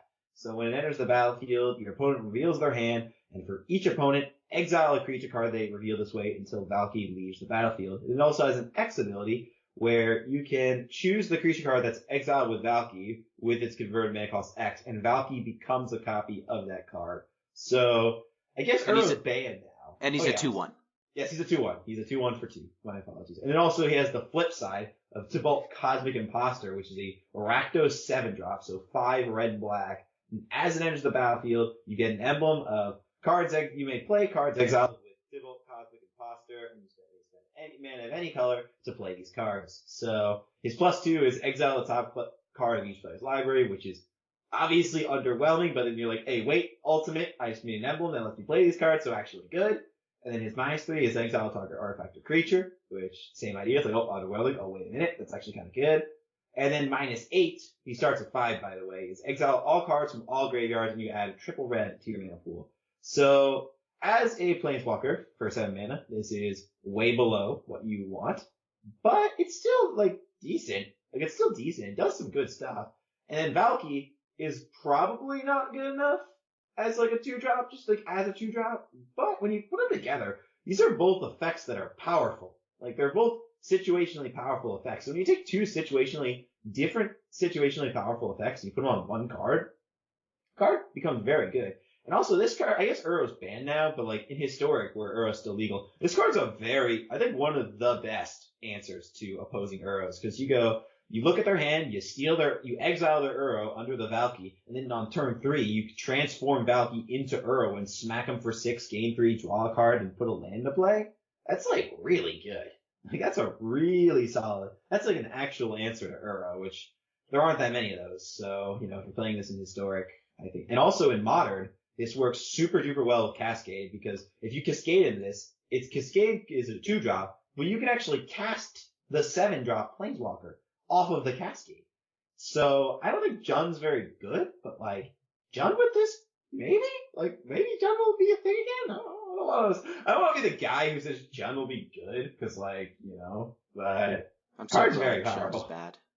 Yeah, Jun's pretty bad, but this card's really good. And also Bloodbraid. If you go Bloodbraid Elf into this, it's very powerful. And it's also not that unreasonable to do that, because you can use Witch's Cottage in a similar way that people use Mystic Sanctuary in Modern right now, to put Valky right on top, and you cast the Bloodbraid Elf, and then you get back Valky, and you put the Tibble in play, and you're like, wow, I did the thing. Isn't that cool? So yeah, and I mean, just as an exceptional brain maggot, 2 mana for a 2/1 that also takes a card, that's just a really good rate. Like, usually you get a 1/1 for that sort of cost. Now, the only thing about Valky that's potentially dangerous is if your opponent doesn't have a lot of creatures, Valky will be underwhelming. He's just a 2/1 for 2 with nothing special about him. It's a little look-ski at the opponent's hand. That's true. You do get to see their hand, so it's not nothing, but it's not super devastating in those cases. And Tybalt, against a deck where Valky is bad, Tybalt is probably extra bad, because they probably will counter your Tybalt. That's true. But if they don't counter your Tybalt, it is backbreaking. So yes, Tybalt is quite a back half. Like, yes. That is quite a nice fallback mode. It'll win games. Yeah. And my choice for best black card is going to be Blood on the Snow. Mm-hmm. So this is 4 black. Choose 1, destroy all creatures, or destroy all planeswalkers. And then you can return a creature card or planeswalker card with converted mana cost X or less from your graveyard to the battlefield, where X is the number of snow mana spent to cast this spell. So it's just potentially a very devastating 2, 3, 4 for 1 pretty easily. If you're a snow control deck and you can get a planeswalker into the graveyard or something especially good into the graveyard and cast this for, mostly snow mana, you can very easily wipe your opponent's board and then get your win condition into play all in one fell swoop. Yeah. And that's just pretty devastating. Usually you don't get that sort of payoff on the back of a Wrath effect. Yeah, this card's basically like, if you're playing a snow deck, this card is a juiced up Yawgmoth's Vile Offering, which is a very powerful card, but it was legendary sorcery, so it was really hard to cast. But this is not as hard to cast. It's also nice to see black getting a board wipe again, like an actual real board wipe, not like, like a -2, -2, or -3, -3, or like destroy these specific people, like a real unconditional board wipe. Destroy even or odd. Yeah, even or odd. Yeah. feel like this actually killed. This is it costs 6, but that third block of text is this is, I think, if you're gonna play Snow, this is one of the reasons to play Snow. Like, that is a powerful effect. It will swing a game firmly in your favor if you resolve it for like any amount of value. So you can play it with creatures, because the way it's worded, it's like you can almost use it as like a Dune Blast, where like you kill everything, but then you bring back one of your guys on your side. So yeah, this is one of the rare wrath effects that I could see in a creature deck and it not be embarrassing. Yeah, like you can just get back your best creature, kill all of theirs, and you're right back in it. Yeah, 6-mana Dune Blast in certain matchups is devastating. Like, I've casted that card in Limited, which obviously is completely different, but that card is not particularly beatable in creature mirrors, so. Yep. So what do you think is an underrated black card? Oh man, I think I gotta go with good old Burning Rune Demon here. I think this card's really, really, really good. And people would say, oh, it's alright. Yeah, that's okay. It's decently good. So for people who don't know what it does, it's a 6-mana 6/6 flying. When Burning Rune Demon enters the battlefield, you may search your library for exactly 2 cards not named Burning Rune Demon with different names. And if you do, you reveal them to your opponent, and your opponent chooses. One of them goes to your hand, and the other one goes to your graveyard. So it's like Demonic Tutor, because it's a demon, and it tutors. So it's like Demonic. But what I think makes this card so strong is the rate is decently good for the cost. It immediately gives you value, and it gives you a selection that, your opponent gets to choose, but like the way it's worded, you can kind of cheat it like a lot of the time. Like, for example, like the simplest example is like, let's say you want a specific creature from your deck. You get the creature and you get a Disentomb effect. It's like, okay, which one are you going to give me? Because like, if you give me the creature, I got what I wanted. And if you give me the Disentomb effect, the creature I wanted goes conveniently to my graveyard, which I can just Disentomb it. So I got what I want no matter what you gave me. And also, like, putting cards into graveyard is also very powerful. Like, entombing a card that you want. It's like a Demonic Tutor and an Entomb kind of slapped together on the one card. Like, it's kind of similar to Gifts Ungiven in that sense. And also in Historic, since I've been playing a little bit of that recently. So the way the Uro, decks, the mirrors go down, you have to run a lot of very situational, cards like Aether Gust and Tail's End in your main deck in order to not get run over by your opponent. And one of the innovations that people put in their sideboard in order to kind of break the mirror is put Doom Whisper into their sideboard, because Doom Whisper basically circumvents all of the situational removal that people are currently playing in these Sultai mirrors. And it's big enough to just lop off Anissa on its own, and the Surveil is pretty powerful. And I think this card's just going to replace Doom Whisper in these decks, because being able to just tutor up and get an Uro somewhere, which is the most powerful card, and also just or be able to get the piece of interaction that you need, or just it's like a flying 6/6 is in black. It's something we already want. So this has got to be the best flying 6/6 in black. So I think it's going to see a whole bunch of. It's also just an excellent mid-range card. Just even in 2020, I think this is a far and away good enough. If you're ever playing any sort of just kind of mid-rangey value deck, you can just put this guy in there and it'll do its job well. So I think for all those reasons, I think this card's very good, and I think people are not talking about it enough. Yeah, I think that those are all well argued. It's definitely giving you a pretty darn good effect for its cost. I do wonder about setup cards for 6. Yeah, it's like a setup card, but it's not, right? 'Cause it's just a big old monster, that your opponent has to deal with. Yeah, that's true. I mean, it's making sure your follow-up to your 6/6 flying beater is a very good follow-up. Mm-hmm. Exactly. For me, I think I like Egon, God of Death. Interesting. He's 2 and a black for a 6/6 Death Touch. At the beginning of your upkeep, exile 2 cards from your graveyard. If you can't, sacrifice Egon and draw a card.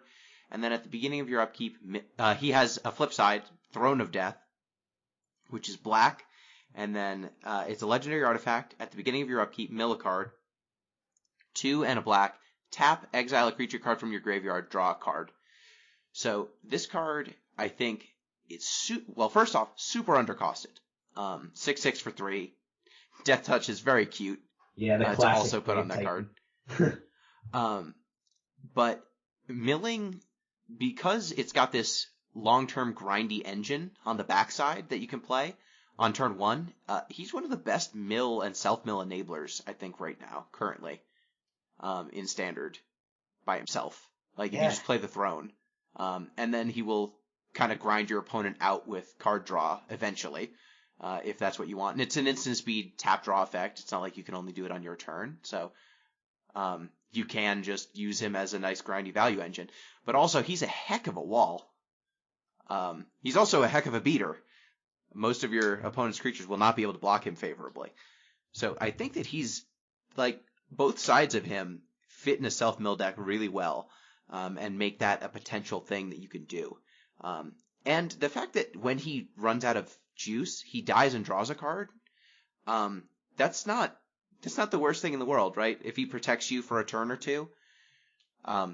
Though the only downside, the only thing to keep in mind is the exile effect is an if you can't, not if you don't.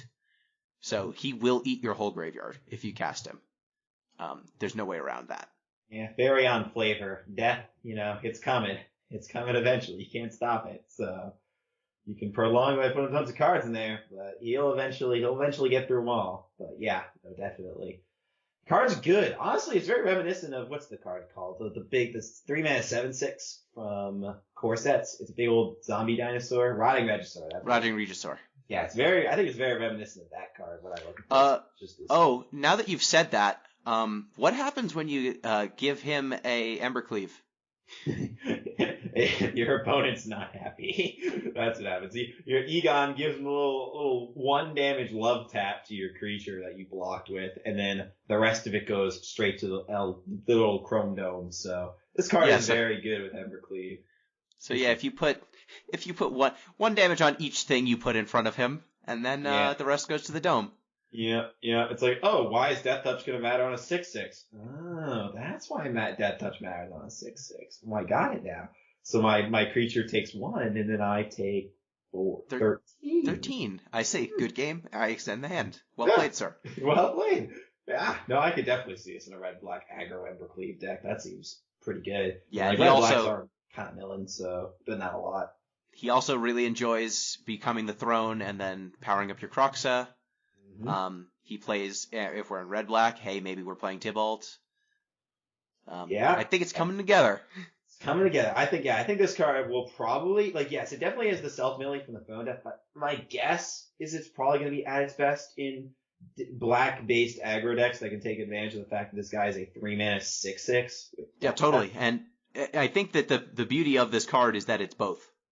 If your aggro stalls out and you want the long game grind, play a Throne. If you're going to just try and cleave your opponent to death, play Egon. Playing the Throne of Death also keeps your Egon alive for a lot longer. So if you draw 2 of these, you play the Throne of Death on 1, and that helps keep your Egon on the table for, a few nice hits. So, yeah. You play Mire Triton, you get all those things in there. Yeah, I think a nice aggressive black-red deck is his home, and you could potentially put him in a control deck and just play him as a blocker. You'd have to be a weird control deck that doesn't want your graveyard for value, because many control decks do just get their value out of their graveyard. But hey, you can do worse than a 3-mana 6/6 Death Touch blocker. This is true. You do need to run creatures with this guy, I think, because you want to be able to use that second line on Throne of Death if you're gonna go that way. You can also just build an aggro deck and just never plan on casting Throne of Death. That can work too, but totally fine. You get both. You don't have to choose. Yeah, generally you want to put creatures in with this guy, though, I would say. Totally. So. What do you think is an overrated black card? Oh, yeah, I'm probably... So I could be really wrong on this one, so that's why I'm going to say it. So, this is...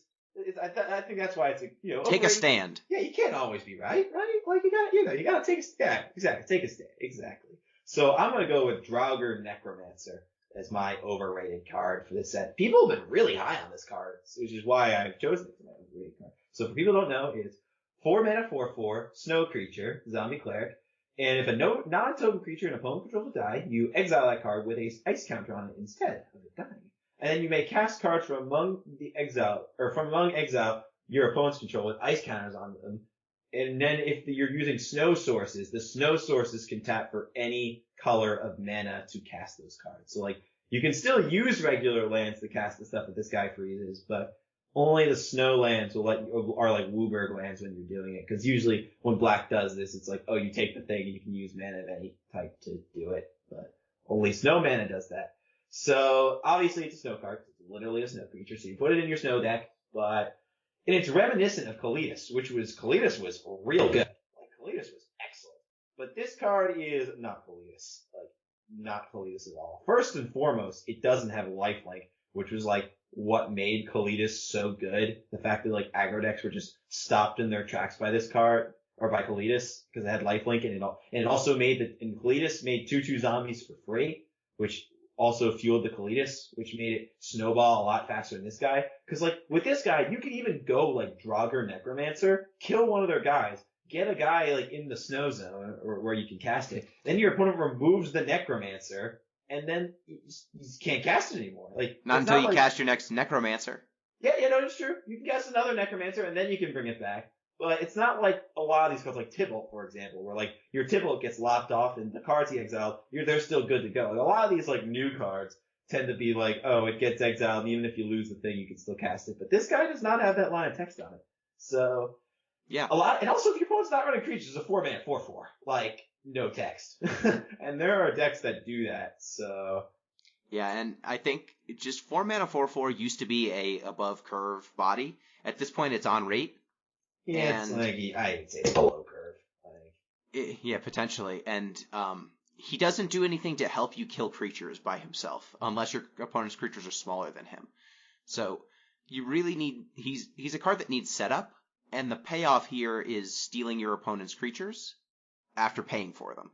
It's card advantage, but it's slow, and I don't know, the game has not been about this sort of... Like, it's hard to get a Zombify to see play right now, without having powerful effects staple onto it. And those are like cheating on cost. This is very fair, for an unfair card. I was a big Kalitas aficionado back when Kalitas, like, I even played Kalitas when Kalitas wasn't good. And part of what made Kalitas so good is, like, you untap, you got that removal spell, and you were just already behind. Like, there was no, like, next thing. Like, you played your Kalitas, you played the removal spell, you got a zombie, and your opponent's now facing down a lifelinker that's threatening to get really big, and a token. And their creature's exiled, so they're already super duper behind. This card Kalitas have that Kalitas thing. had an extra point of toughness, too. No, it was a 3/4. Wasn't he?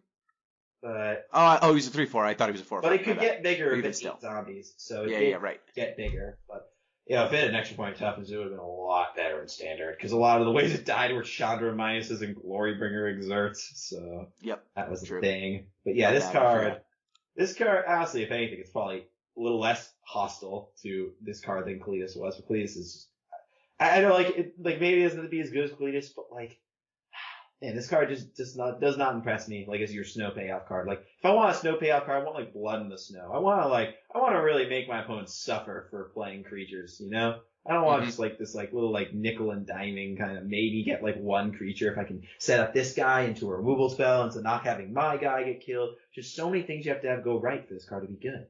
And yeah, speaking of cards that maybe are not worth the setup cost, my overrated card is Dream Devourer, which is 1 and a black for a Demon Cleric. It's a 0/3.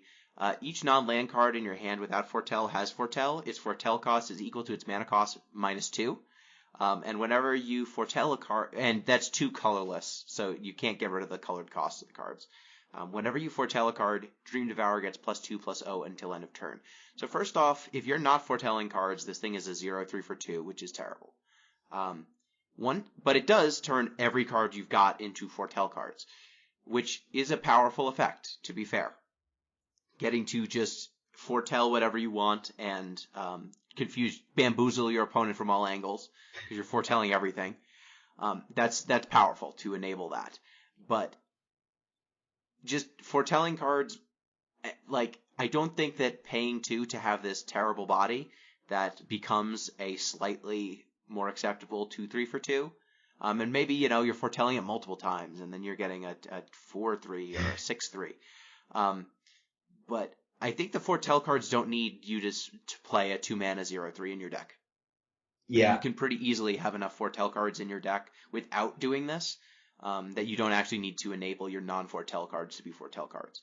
So unless bamboozling your opponent with foretell is good enough by itself to make this guy worth it, I just don't know that I want to be dedicating 4 slots to my deck to turning on foretell on cards that didn't have it. Yeah, definitely. I honestly think this card works best for just cards that don't have foretell on it at all. Because, like, that's where you get, because it gives everything foretell. So you're trying to, like, I feel like the power of this card, if you even could call it that, is, like, trying to, like, pay in installments to try and get, like, big things onto the table faster. Like, the one that everyone points to is Ugin on turn 6, which, yeah, like, okay, sure, it's fine. But yeah, I just don't think it's powerful enough. And, like, yeah, if you're pumping it to a 4/3, that means I just spent 4 mana doing nothing? Oh, that's kind of a bummer. Like, yeah, not impacting the board yet. Though you're planning for the future, but I just think that this is the type of enabler that tends to not get there. We'll see though. I mean, maybe there'll be a foretell deck that uses this, or a deck that is a Dream Devourer deck that doesn't actually play any other foretell cards. It's just banking on Dream Devourer to do enough. But I don't think so. yeah, like luckily I think at least from the foretell mechanic, it's pretty self-sufficient. Like I don't really need other foretell cards to make this card work, but I agree with you. I don't think it's good enough. But maybe we'll both look silly, and Dream Devourer and Drago Necromancer will both see play. So who knows? Yep. So now moving on to red. What do you think is the best red card? Yeah, so this one I think comes down to 2, but I think I'm gonna go with I think for mine I'm gonna go with the Goldspan just because it's just like nice. Like you can't be too wrong with Goldspan Dragon, so I'm gonna go with that as the best one. But so for people who don't know, 5-mana dragon, so 3 and 2 red to be specific, flying haste. Whenever it attacks or becomes a target of a spell, you create a treasure token, and treasures you control tapped and sacrificed to add 2 mana of any one color, compared to treasures normally sacrificing for 1 mana. So it makes treasures, and it makes your treasures a lot scarier, and it's also a flying. I feel like we've seen this like 4-mana, like this 5-mana 4/4/5/5 flying haste dragon a bazillion times at this point. But this one I think is really good because like being able to like create mana and kind of generate that traction is like what you want to be doing in 2020 Magic, and also it protects itself in a weird way where if you build your deck with cheap ways to protect your creatures and you tap out for this guy and your opponent goes to murder it, then you use your upgraded treasure token to protect it. That's a really good, it's an insanely good exchange for you. So, and also just good on rate. So you can't fail too hard with this card. I don't think you go with, maybe there's other good treasure. I guess there is like one other good, like the Magda Brazen Outlaw. That's the other one good treasure card. So maybe you could do a little treasury theme with that, but you really don't have to. So. Yeah, I mean, it's just on rate, it's fine. It's giving you a lot of value, and it's key. Whenever Gold Dragon attacks or becomes the target of a spell, it doesn't say you control or your opponent controls. So you can just target your own Goldspan, and you get paid off for when your opponent tries to kill it and when you try to protect it. So this card, I think, is just it generates so much value. There have been a lot of dragons like this, but usually if they haven't gotten there, it's because their upside text beyond the 4/4 flying haste has not been good enough situationally. And in the times when whatever that additional text is good, it tends to be one of the best cards in the set, a la Glorybringer. Oh yeah, that was the best one. What was the monstrous one with protection Stormbreath from what? Dragon? That one was pretty good. Dragon. That was more of like an old time or a bygone time. Like if they reprinted that one now, it would not see play. But it was good back in the day. Yeah, so I think Goldspan Dragon, just like snowballing advantage. That's what it does. It comes down immediately. It gives you 2 mana back immediately, and protecting it is not that hard, I don't think. Yeah, it's like actually ridiculous how easy it is to protect this card. Like, jeez, like every time, like you could, like if you have like cards like God's Willing E effects, you can basically have you could cast all of your God's Willing effects on this card, and your opponent never is able to kill it. Like there's no, like if you have 0 mana up and like 5 copies of God's Willing in your hand, you can cast all 5 copies of God's Willing, which is like pretty crazy. Yeah, you can just chain the spells because every one pays for the every time you target it, you pay for the next spell. Yeah, and if your opponent tries to respond, that pays for it. So they can't win. They can't get it. Exactly. So yeah, I agree that is one of the best cards. I'm gonna go with because you picked Goldspan Dragon. I'm gonna go with Quakebringer. So it is 3 red for a giant berserker. It is a 5/4 creature. It has foretell for 2 red, and then its text is your opponents can't gain life. At the beginning of your upkeep, Quakebringer deals 2 damage to each opponent. This ability triggers only if Quakebringer is on the battlefield or if Quakebringer is in your graveyard and you control a giant. So every Quakebringer that you play that goes to the graveyard will shock your opponent as long as you've got a giant in play. Don't forget, it also foretells for 4 for some reason. Yes, I know. I said foretells for 4. So you can go 2, and then you can foretell it on 4 and drop this 5/4 that your opponents can't gain life. Sure, why not? Because it needed more things. And this just constant ping every turn as long as it's in play. But it also triggers all of the Quakebringer. It triggers all the other Quakebringers who have come before. Any subsequent giants, if your Quakebringers end up in the graveyard, like all that damage stacks. The more Quakebringers you get into the graveyard, the more damage this thing will do. If you clone this thing, the effect stacks. It's pretty easy to get a Quakebringer or 2 going at the same time, and then your opponent's on a 5-turn clock, assuming you haven't done any damage to them and you're not going to attack them. Yeah, the card's definitely good. Like, it's one of those things with giants though. They have a lot. Like, giants has like the cream of the crop on 5. So like, it's gonna be really interesting deciding which 5s like get in giants and which ones don't. Because you have like what's it called? You have this, which is really good. You have Cast Off, which is literally a plague win for giants. You have Battle of Frost and Fire, which is also kind of a plague win for giants. So giants, they got it all on 5. So I mean, they got on 4. They have Calamity Bearer. Yeah, that's what I was going to say too. I was actually going to mention that this card is quite good because it does stack with Calamity Bearer, just bops them for 4 if you have a Calamity Bearer in play, and 8 if you have 2. So yeah, Giants. I think Giants has what it takes to hit standard. I don't know how you build it, but the effects are. I mean, the cards, not just like the payoffs are honestly not even like what I look for. I look for it, but like the enablers are also there too. So yeah, Calamity Bearer worth mentioning. It's a 2 red for a 3/4. Giant Berserker. If a giant source you control would deal damage to a permanent or player, it deals double that damage to that permanent or player instead. So, hey, get your Changeling tribal spells. Did any of them deal damage? I don't think any of them did. I don't know. Oh yeah, no, Tarfire's a goblin. Damn it. Sadly, there was a giant tribal spell, though. I think there was a giant tribal spell. I think it was a damage spell too. Let me just see.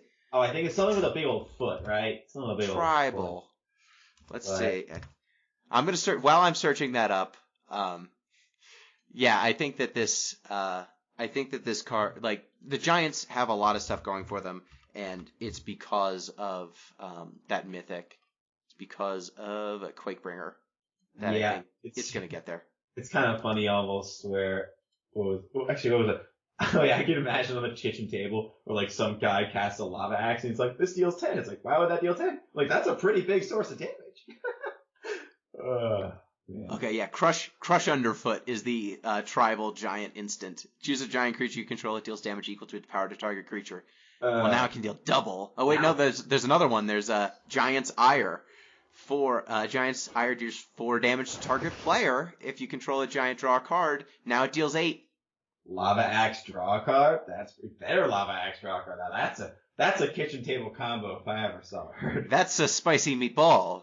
Oh yeah, no, but yeah, get ready. There's gotta be some. There's gotta be some good giant legendary. Oh, Bryon Stoutarm. That's one. Yeah.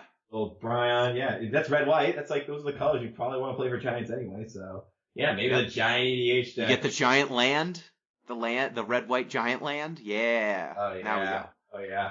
Now we're cooking with 2 sticks. Yeah. It's EDH. You can do what you want. That's the fun part. Live your life. Yeah. Like that's what I wanted to get into EDH because like you can just do whatever the heck you want and just like it kind of works because like everyone just also does whatever the heck they want. Like it's not like a competitive format where it's like you're trying to optimize everything. You take that back. Yeah, I know. I actually have a friend who plays CEDH, so he'd probably tell me I'm wrong. But yeah. if you're not a monster. Okay, what do you think is an underrated red card? All right, I guess I'll go with this one since it was my other choice for the best card, and maybe I don't know. I guess I don't know. The reception's been generally like, oh, maybe this card will see a little play, but I think this card's really good. So Burgie got storytelling. The card's really good. So 3-mana 3/3, so 2 and a red card, and whenever you cast a spell, you add a red to your mana pool. And this is the front half. It's a god, so it's two sides. The front half's the 3-mana 3/3, and you cast a spell, you add red, and until your turn, you don't lose this mana.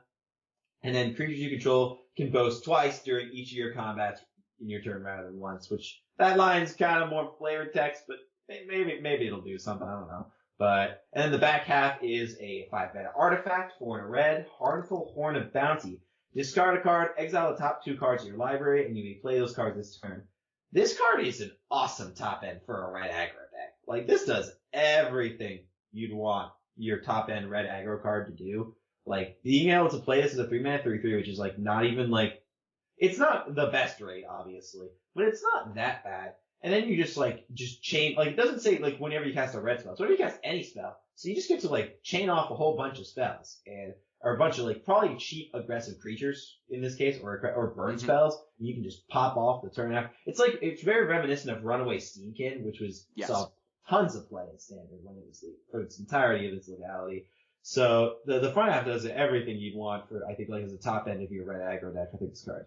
Like, I don't know if red aggro will see play. Even like, I can even see this in like older forms like historic or maybe pioneer. Like not modern. I don't think it's good enough for modern. Like maybe like if you do, like, it's probably not modern good. But with that being said, if you untap with this, you just unload on your opponent. So there's something to be said for that. Probably not though. Probably not.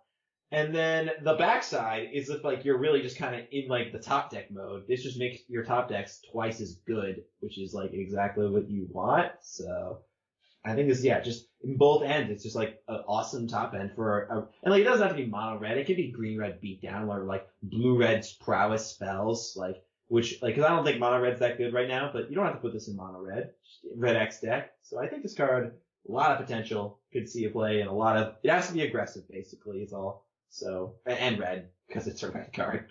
But that's the only requirements, so. Yeah, this card, I think, it is both Runaway Steamkin and Experimental Frenzy at the same time, in some ways.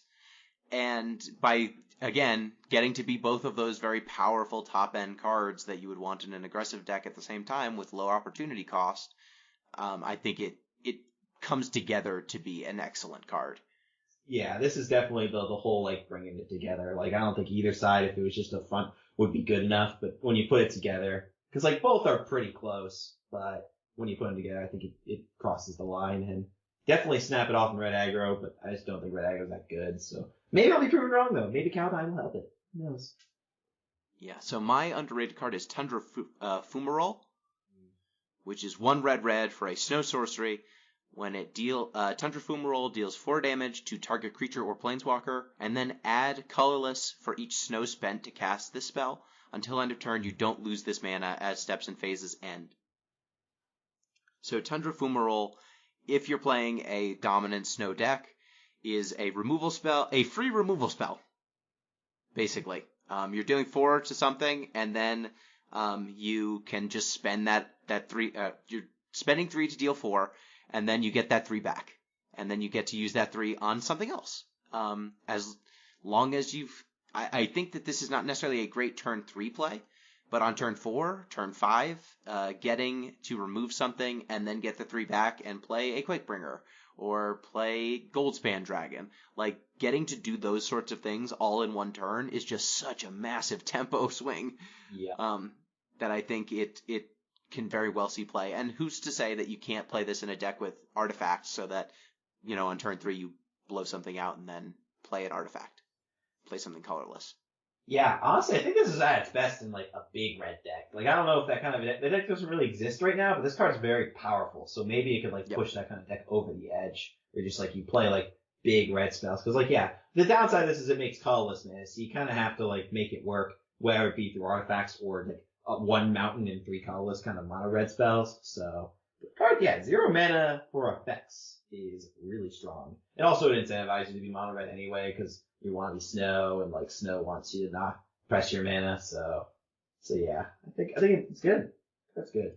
Yeah, I think if there's going to be a big red deck, I think Tundra Fumarole is the reason why. Yeah. I think it's what allows that deck to function. Between Tundra Fumarole and the other snow removal spell, I think it's Frostbite. Yeah, Frostbite, that's what it's called. Between getting a 1-mana Lightning Bolt for creatures and a free deal 4 to a creature, I think mono red, big red could potentially make a comeback. And, like, just straight red aggro seems real bad when we've got a 3-mana Wrath of God effect. Yeah, it's a little dicey for sure, but it's also funny how this card generates snow mana, 'cause it's the snow sorcery that makes mana. That's true.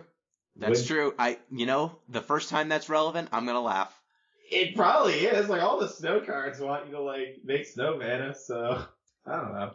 Probably. I spend 3 red, turn it to snow mana, and then use it on my Ascendant Spirit to make it a Warrior Angel. God. Your turn, sir. Got him. I want that to happen. That sounds like a lot of fun. What do you think is an overrated red card?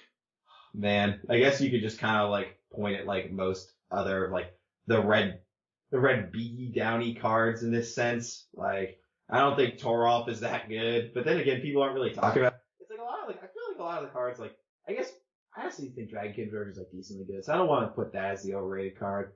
But, like, maybe, I don't know. I don't think maybe Red just doesn't have an overrated card around this time around. Like, the card, I feel like they're either underrated or people did a good job at picking them out this time around, so I don't think but at least to my knowledge, I don't think there's any card that people are harping on that in red. Yeah, I mean, Toralf I think is just really cute. Yeah. But not actually that powerful. I would call it overrated if people were actually, like, really high on it, but I don't think people are that high on it, so. Yeah. So yeah, I mean, I can see that. Like, most of the red effects just do what they say, and they're really straightforward, and I think they're being properly evaluated. Yeah. So, green. What do we think is the strongest green card? Oko Thief of Crowns. Okay, I'm kidding. I'm sorry. The low-hanging fruit is always my favorite, so. Alright, actual best green card in the set. Yeah, this is also kind of a tough one. Like, there's a few pretty strong ones here this time around, but I think it's gotta, man. There's a lot of, so here's the thing with the green cards. There are a lot of powerful ones, but, like, I don't think any of them, like, I guess I could just, like, pick one because, like, they're all pretty powerful. Pick your favorite. Yeah, pick my favorite and just kind of, and, like, I'll go with the one that I think is, like, the slam dunk we'll see play. So, Old Growth Troll. That will definitely see play. So I'll go with that one as the best one. So it's a green card, green for a 4/4, trample, and when it dies, if it was a creature, you return to the battlefield. Except this time, it's an aura enchantment that enchants a forest, or with enchant forest, you control, and that forest now has tap, add 2 green, and you can also pay 1 and sacrifice this land to create a tapped 4/4 green troll warrior creature token with trample. So this is in the tradition of stupid green 3-drops that cost green, that Steel Leaf Champion, Yorvo, Lord of Garenbrig, and now this guy are coming in that are overstatted and dumb and play well with Llanowar Elves. So it'll play with those cards, and obviously this card's very good too. Like 3 mana 4, it's green. That's the downside, if you will. But, like, I don't know, mono green beatdowns. It's not even that much of a downside. So this mono green beatdown's good. So you'll play this card 3 mana 4/4. It'll beat down. Your opponent kills it. You put it onto a land. The land makes more mana. Then in the late game you make another 4/4, which is, like, absurdly good. So yeah, it ramps you. If they have the temerity to kill it, it ramps you. Yeah, right. And it's already overstatted. And, like, if you're flooding, you just make another 4/4, which is, like, really good, because all that deck is 4/4. So, yeah, it's just, like, card's great. Card's really good. And it's pretty obviously good, so I don't have to think. I get to turn the brain off for this one and just say any deck that was running Yorvor, Lord of Garenbig, or Steel Leaf Champion is going to run this guy now. So, classic Llanowar Elves beatdown deck. For me, I think the best green card is In Search of Greatness. It's green for an enchantment, and then at the beginning of your upkeep, you may cast a permanent spell from your hand, with converted mana cost equal to 1 plus the highest converted mana cost among other permanents you control without paying its mana cost if you don't scry 1. So every turn, you get the opportunity to play something one bigger up the curve than what you currently, like, your most expensive current permanent is. And if you don't, you're just scrying every turn. Like, 2 mana scry every turn is not bad either. But this thing is it's giving you free spells. It's generating you free mana every turn. Every turn you can activate it. So this thing, it's not color restricted in any way. It's not even permanent type restricted. It's not creatures. So you can, turn 1 play a creature, turn 2 play an aura for free, and then cast another creature or an equipment. You can, just keep going up the curve that way, and your curve does not have to end low either. And then once you've gone up your curve and you can't do anymore, it's just going to keep scrying every turn, making your draws better. Yeah. This is actually, I didn't know how to about this card. I think has been a topic of hot debate in the Magic community as a whole, because obviously the effect is very powerful, but it takes a kind of setup where it's not 100% clear just by looking at it. Like, at least this is my opinion, not like, like this isn't fact here. This is but yeah, it's not 100% clear how you build around it. I actually built a deck in Pioneer around it where the goal of the deck is using delve creatures in order to like play a 1 mana card that lets this just go straight to 7 or 10. So you can use it in really unfair senses with like that kind of stuff too. Totally. Yeah, and also important to note, this card can always cast, or not, even if you have nothing else in play, it'll cast 1-drops for you because it looks at your lands and sees, hey, look, there's a 0. 0 plus 1 is 1. So you can. Oh, that's true. Yeah, so you can always drop 1-drops with this, even if you have nothing else in play. So it's not irrelevant. Definitely something to keep in mind when building the decks with this card. So this card is definitely I think has the most I think this might be like the most Latin powerful card, like the most potential, I'd say, in the set. Do you need to try? Do you need to actually try? Because just building a normal deck with permanents that has a regular Magic curve, if you just play this on 2, you're going to start benefiting immediately. Yeah, you definitely could be good enough just like to throw it into a deck with a mana curve and just see how it goes, like Aether Vial basically, kind of like an Aether Vial style card. I'm not smart enough to know if this is good enough though, because I remember I called Oko kind of mediocre when it was first spoiled. So these kinds of cards that have unique card text on them, sometimes I miss on them. So I mean, isn't this just a mana doubler? That's when I look at Fires of Adventure, we look at Wilderness Reclamation. It's like, how many times does this have to happen for us to learn? I mean, it's 2 mana instead of 4.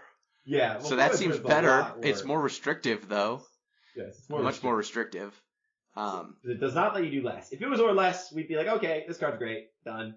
Yeah, if it could be or less, certainly. It's very restrictive in terms of the count, but if you just go up the curve and draw enough cards to make it so that you got a wide variety of costs in your hand, I think you're going to be able to get there. And just also worth mentioning, modal DFCs count for 2 spots.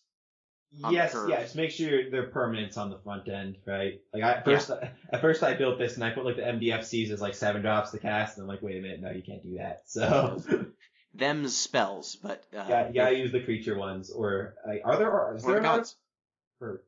But if there's enchantments or artifacts in MDFCs, I'm not sure. Yeah, there are these gods. Some of these gods are you mean this set? For some reason, I mean this set or the old set. Yeah, both of them count. My brain kind of just went straight to Zendikar Rising for some reason. But yeah, no, definitely in this set there's the gods. You can definitely cheat out with this. But cheating on mana has been a pretty good strategy. It also cheats on colors. It does also do that. So if say for example you had a 4-drop in play and this thing, and then Eskia, God of the Tree, in your hand, you could cast Eskia's Wooburg Backside. Oh, you can? I didn't know that's how it worked. That's a permanent. It's a legendary enchantment. So if you have a 4-cost, you cast the Prismatic Bridge, and then at the beginning of your upkeep, reveal cards from the top of your library until you reveal a creature card or a planeswalker, and then just put it onto the battlefield. Yep. No, Esika's really good. Yeah, that card, maybe it wasn't either of our best cards, but that card is very powerful. Although you kind of have to be 5-color to make it work, but it's a good 5-color card. But But yeah, no, Yeah, back to Search for Greatness. Like, yeah, it wouldn't be surprising if this is the best card in the set, but Yeah, I'm gonna have that's to play with it before I like say it like it's the best card in the set. I'm assuming that this is the best card in the set. It seems to me like, hey, it's got all the hallmarks, right, of the stuff that's been ruining Magic. Yep. It cheats on mana. It's very low opportunity cost. It's incredibly cheap. And its downside is scry 1 every turn. And, like, if you just, like, multiples of this in play should be bad, but they're not. Like, you eventually can get scry 1, then scry 1, which is actually better than scry 2. Like, you can keep going, and stack up these scries. I guess it's worse than scry 2. Scry 2, scry 3 would be better than scry 1, scry 1, scry 1. But, you know, it's a 2-drop that probably generated you mana, probably paid for itself the first time you play a 2-drop with this thing, it paid for itself. Yeah, no, definitely. It's really powerful. And I think it's if you're trying to break this format, like I'm going to be trying to do very soon, it's probably one of the first cards you want to look at. So, yeah, it's just not as obvious as like a card like Wilderness Reclamation or Fire's Invention. Like this card really makes you work for it a little bit. It might be like it very likely even will be the working for it will be worth it, and this card will be insane. But like, I don't know. It's not, at least to me, it's not as obvious as those cards. Like I'm betting you don't need to work for it. That's fair. My bet is that you're just going to put this in a deck with a bunch of really powerful permanents. It could be mono green because it's green. Could be 2 colors. I don't know. It could be Gruul. You have a relatively normal curve. If you start on 1 and then you have good 2-drops, this thing's going to cast your first 2-drop for free. You're going to be able to leave up mana to protect it if you want. You could leave up mana for removal. You could play another 2-drop, and now you've played 4 mana worth of spells on turn 3. Or 5. You can go 2-drop, 3-drop, and you've spent 5 mana worth of spells on turn 3. And then on turn 4, you're gonna get another free spell, and this obviously scales better if you can keep your hand full. You're gonna run out of cards pretty fast, but your opponent's gonna have to do something about it. And they're gonna probably have to pay in order to do it, and you're not paying. Yeah, it's one of those things where like if you can keep casting spells off this, it's nuts. It's nuts. But we have seen effects like this not pan out before. I think the big one is As Foretold. That card was never very, unless you're casting in Modern with like Restore Balance or whatever, but like that card was never very good. So but that one always started on 1 and there was no way you could jump, and it was more expensive to start. This is true. No, this is all true. But so moving on to underrated cards in green. Yeah, I got my green pick card. for underrated card in green. Then go ahead. Yeah, so Vorinclex is my underrated card. Monstrous Raider. I stand by this card. So for people who don't know what it does, 6 mana, 6/6, trample haste. So hey, look, Colossal Dreadmaw has haste now. That's cool. And also, if you would put 1 or more counters on a permanent or player, put twice that many counters of each of those types on that permanent player instead. And then if an opponent would put 1 or more counters on a permanent player, that player puts half the amount of counters rounded down on that permanent player instead. So you look at, like, a lot of people look at this card and they're like, oh, it's 6 mana, 6/6 with no way to protect itself. Oh, bad. Get out of here, Vorinclex. You suck. And I'm like, come on, guys. We gotta, like, yes, it dies to Doomblade. That is like the big downside to playing a card like this. You play a card like this, it gets Heartless Act, you're sad. Like, that is the big downside. But if this card does not die to exactly a Doomblade effect, this card is insane on how good it is. It even has haste. You just immediately smack your opponent for 6 with this thing. Where I actually looked through, so Saga's a thing that's in this set and is in previous sets. Sagas don't do anything anymore. They are literally like blank pieces of paper for your opponent. If you play Sagas work double as fast. The one that obviously everyone looks at, Planeswalkers. This card is double easy for Planeswalkers on your side. So if you play like this and a Planeswalker, you likely win the game on the spot. Like, the game's over. Like Ugin, like obviously that's the 8-drop one, so sure. But let's say you play like Sublime, what the Temur Ultimatum I talked about earlier, you just hit this and Ugin. Game over. Game's over. You win. That was it. Nice try, opponent. Opponent could have interacted at any point. That a valiant attempt for well played on both sides, if you will. Mm-hmm. Also, I looked through every Planeswalker legal in Pioneer forward. There is no Planeswalker that trades up on Vorinclex because of its ability to like shrink down Planeswalkers. So This card is like the ultimate get wrecked Planeswalker card in like Magic now, almost. Like this is like true Planeswalker. It is a 6-drop for what it's worth, so it does come down a little bit later. So sometimes, it might not come down in time. But even if the Planeswalker comes down first, it has haste and it has trample, so it's gonna rampage over onto that Planeswalker and knock him out of the table. So, but I think this card's at its best in like a combo like doubling season style deck where you just play like some Planeswalkers that like if you have this in play with a Planeswalker, you win the game. And we've already seen like using what's the card called? The Luca. You're using Luca to put like giant creatures into play for a not giant cost. We've already seen that being used. And hey, look, Luca's a Planeswalker. That kind of works.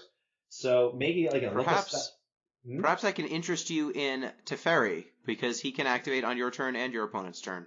Oh, yeah. Wait, is that... I don't think that actually works, though, because I think it's a cost. Like, it's a cost you're paying, so you don't double that, but I'm not... If you would put one or more counters on a permanent or a player...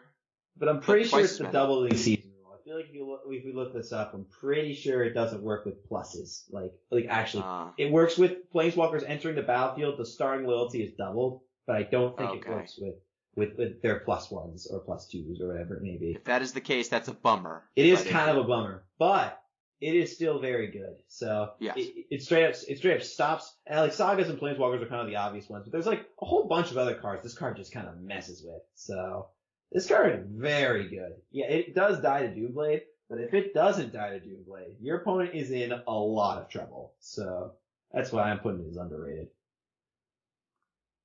Yeah, that is I lean on the it dies to Doomblade, so it's not playable front for 6 mana, but we'll see. I think we'll see. It's a hot take. It's definitely a hot take. Say it's underrated. For me, I have Jorn, God of Winter, as my underrated card, which is 2 and a green for a 3/3 legendary snow creature god. Whenever Jorn attacks, untap each snow permanent you control. He has a backside, which is, what is this thing called? Kaldheim the Rime Staff, which is 1 blue-black for a legendary snow artifact. With tap, you may play target snow permanent card from your graveyard this turn. If you do, it enters the battlefield tapped. So both of these sides, I think, are pretty interesting. I'm actually more interested in Jorn than Kaldheim the Rime Staff, because 3 colors for a snow deck seems tough. Yes. But just having a 3/3 that, again, doubles your mana. You spend all your mana, you attack with Jorn, he untaps himself and all the other snow permanents you control, and you cast stuff. This is obviously more restrictive and more vulnerable than some of the other mana doublers that we've gotten in recent times, but it is a mana doubler nonetheless. It certainly is that. Yeah, the card, it's very interesting, because like it's one of those nice modal double face cards where the cards, both halves of it, do very different things, which is what you want from your modal double face cards. So if a snow deck's good, I could see this would probably be in it. So yeah. Yeah, and I mean, if you wanted to go 3-color with the snow, the ETB tap lands, I mean, I don't know that it would be good enough. But at least he untaps them. Yeah. That is true. He does untap them. Yeah, I think Sultai might be. So that is where all the snow cards are concentrated. But yeah, it's a tough sell. So we'll see. We'll see. And Kaldheim the Rime Staff, I mean, tap, you may play target snow permanent. It's not, you may cast. Mm-hmm. Right? So you just grab a snow permanent from your graveyard and just put it into play, right? Yeah, if you want to if there's a land kind of chilling in there, you can kind of get it. Yeah, you can get that. It could be a land. It could also be Icebreaker Kraken. Yes, that is also a thing, huh? So which is 10 blue snow creature Kraken, 8/8. It costs 1 less to cast for each snow land you control. And then when it enters the battlefield, artifacts and creatures target opponent controls don't untap during their next untap step. And then you can return 3 snow lands you control to their owner's hand and return Icebreaker Kraken to its owner's hand. So you could do that. That's pretty messed up. I mean, if you're going snow, like, I think that this is the card that's going to pay you the hardest. You could, cast Draugr Necromancer for free if you wanted to. There's a couple of, cheap snow creatures. I don't know. Are there any other giant payoffs? The Kraken's, I think, the biggest one. And like snow permanent kind of things? Yeah, snow permanent that you're just cheating into play. I don't think there's anything like you really have to cheat and play. 'Cause you still gotta pay the mana for this thing. So Do you? I mean, it says you may play, so you don't. It's yeah, not but you may like cast, usually when right? it says you may play, like think of like all the red Oh. cards, like right, it's like Right, exile you have to top pay card it. and you play it. So Yeah, but like the Kraken, I think is pretty interesting. Like there are some things that are worth paying for, and it is only snow permanent, right? You can't. yeah, you can't Yeah. get snow spells, which is kind of yeah. If you could just like this thing with blood in the snow, if you could do that, now that Just over and over again. over Yeah. and over, that would be nasty. Like no Yeah. other word. So I'm all for the unambitious, just like play Jorn, attack with him, double your mana. Yeah, like it's. I think this is one of those things where like I think you could make Sultai work just because like you pick like two colors, your base colors, and you splash one like green blue or like green black snow, and you kind of splash the other color, whatever color you don't play. I think you can make it work. Like it's a little sus because you want to make because you have guild gates and basic lands, but I think you can. I think it can work. So yeah, if there's a snow deck, Yorn's definitely in it. So yeah, I like it. What do you think is an overrated green card? Oh yeah, there's I guess the easy one is Battle Mammoth. I just don't think this card's very good. And like you're like, oh wow, look at all the things it does. It's like so let me tell you what the things it does. 5 mana, 6/5, trample. Whenever a permanent you control, because the target spell or ability opponent controls, you may draw a card, and it also has foretell for 4 mana, 2 and a green. So 2 green. Yeah, 2 green. I did say 2 and a green, didn't I? Yes, that would make it actually quite good if it was 2 and a green, but it's not. So yeah, it's like this kind of card, like it looks like it could, like obviously it does not die to Doomblade. That is like the point. It's pretty resilient. It's pretty big, but the problem is it just doesn't really scale very well like in the current standard. Like Lovestruck Beast is everywhere right now. Like every green deck. I mean not every, but most green. If you're playing green, you have to seriously consider Lovestruck Beast in your deck because that card's so good. And this card just looks embarrassing against the Lovestruck Beast. And it's just like, am I really playing this over something like Elder Gargaroth, like for that 5 mana fat guy? I just don't see it. I just don't see it. Like green's got too many good options for the stupid idiot. Well, but is it a 5 mana fat guy or is it a 4 mana fat guy? yeah, That's the question. you could be a 4 mana fat guy. That's true. But then like I feel like green just has a bunch of this kind of garbage, and I just don't think this one's like good enough compared to the other green stuff that we already have. Like these big dumb green idiots, like not the small dumb green idiot. Like I know I just talked about Vorinclex being an underrated card. Now I'm talking about this card being a big dumb green idiot. So there's a little bit of I don't know irony. Perhaps there is bias. There might be a little bit, but I do Mayhaps. But I do think that Battle Mammoth, although untapped with Battle Mammoth is a lot like not as strong. Like it's a little more like Vorinclex is obviously more risk. Like, but it's a lot more reward. So that's I will why. say, Vorinclex is the pinky up Battle Mammoth. If you're fancy, you want Vorinclex. But if you're not fancy, if you're just meat and potatoes, put on your hard hat, play Battle Mammoth, attack with your 6/5 Trampler. And it is worth mentioning, like, it's whenever a permanent you control becomes the target of a spell or ability. Mm-hmm. So it does not care if it's itself. It protects all your other, or at least it gives you cards back whenever your other creatures get targeted by your opponents. So there is a certain degree of protection that this thing is applying to your team, which is useful. Yeah. So I think that this thing is just like, it's unsexy, but powerful. I'm still not convinced on it. It's just like, also it's in these Gruul like beat 'em up decks. Foretelling is just not like green-red beatdown is not the deck you want to be foretelling in. Like that's not the deck you want to pay 2 mana on turn 2. But it's undercosted if you don't foretell it.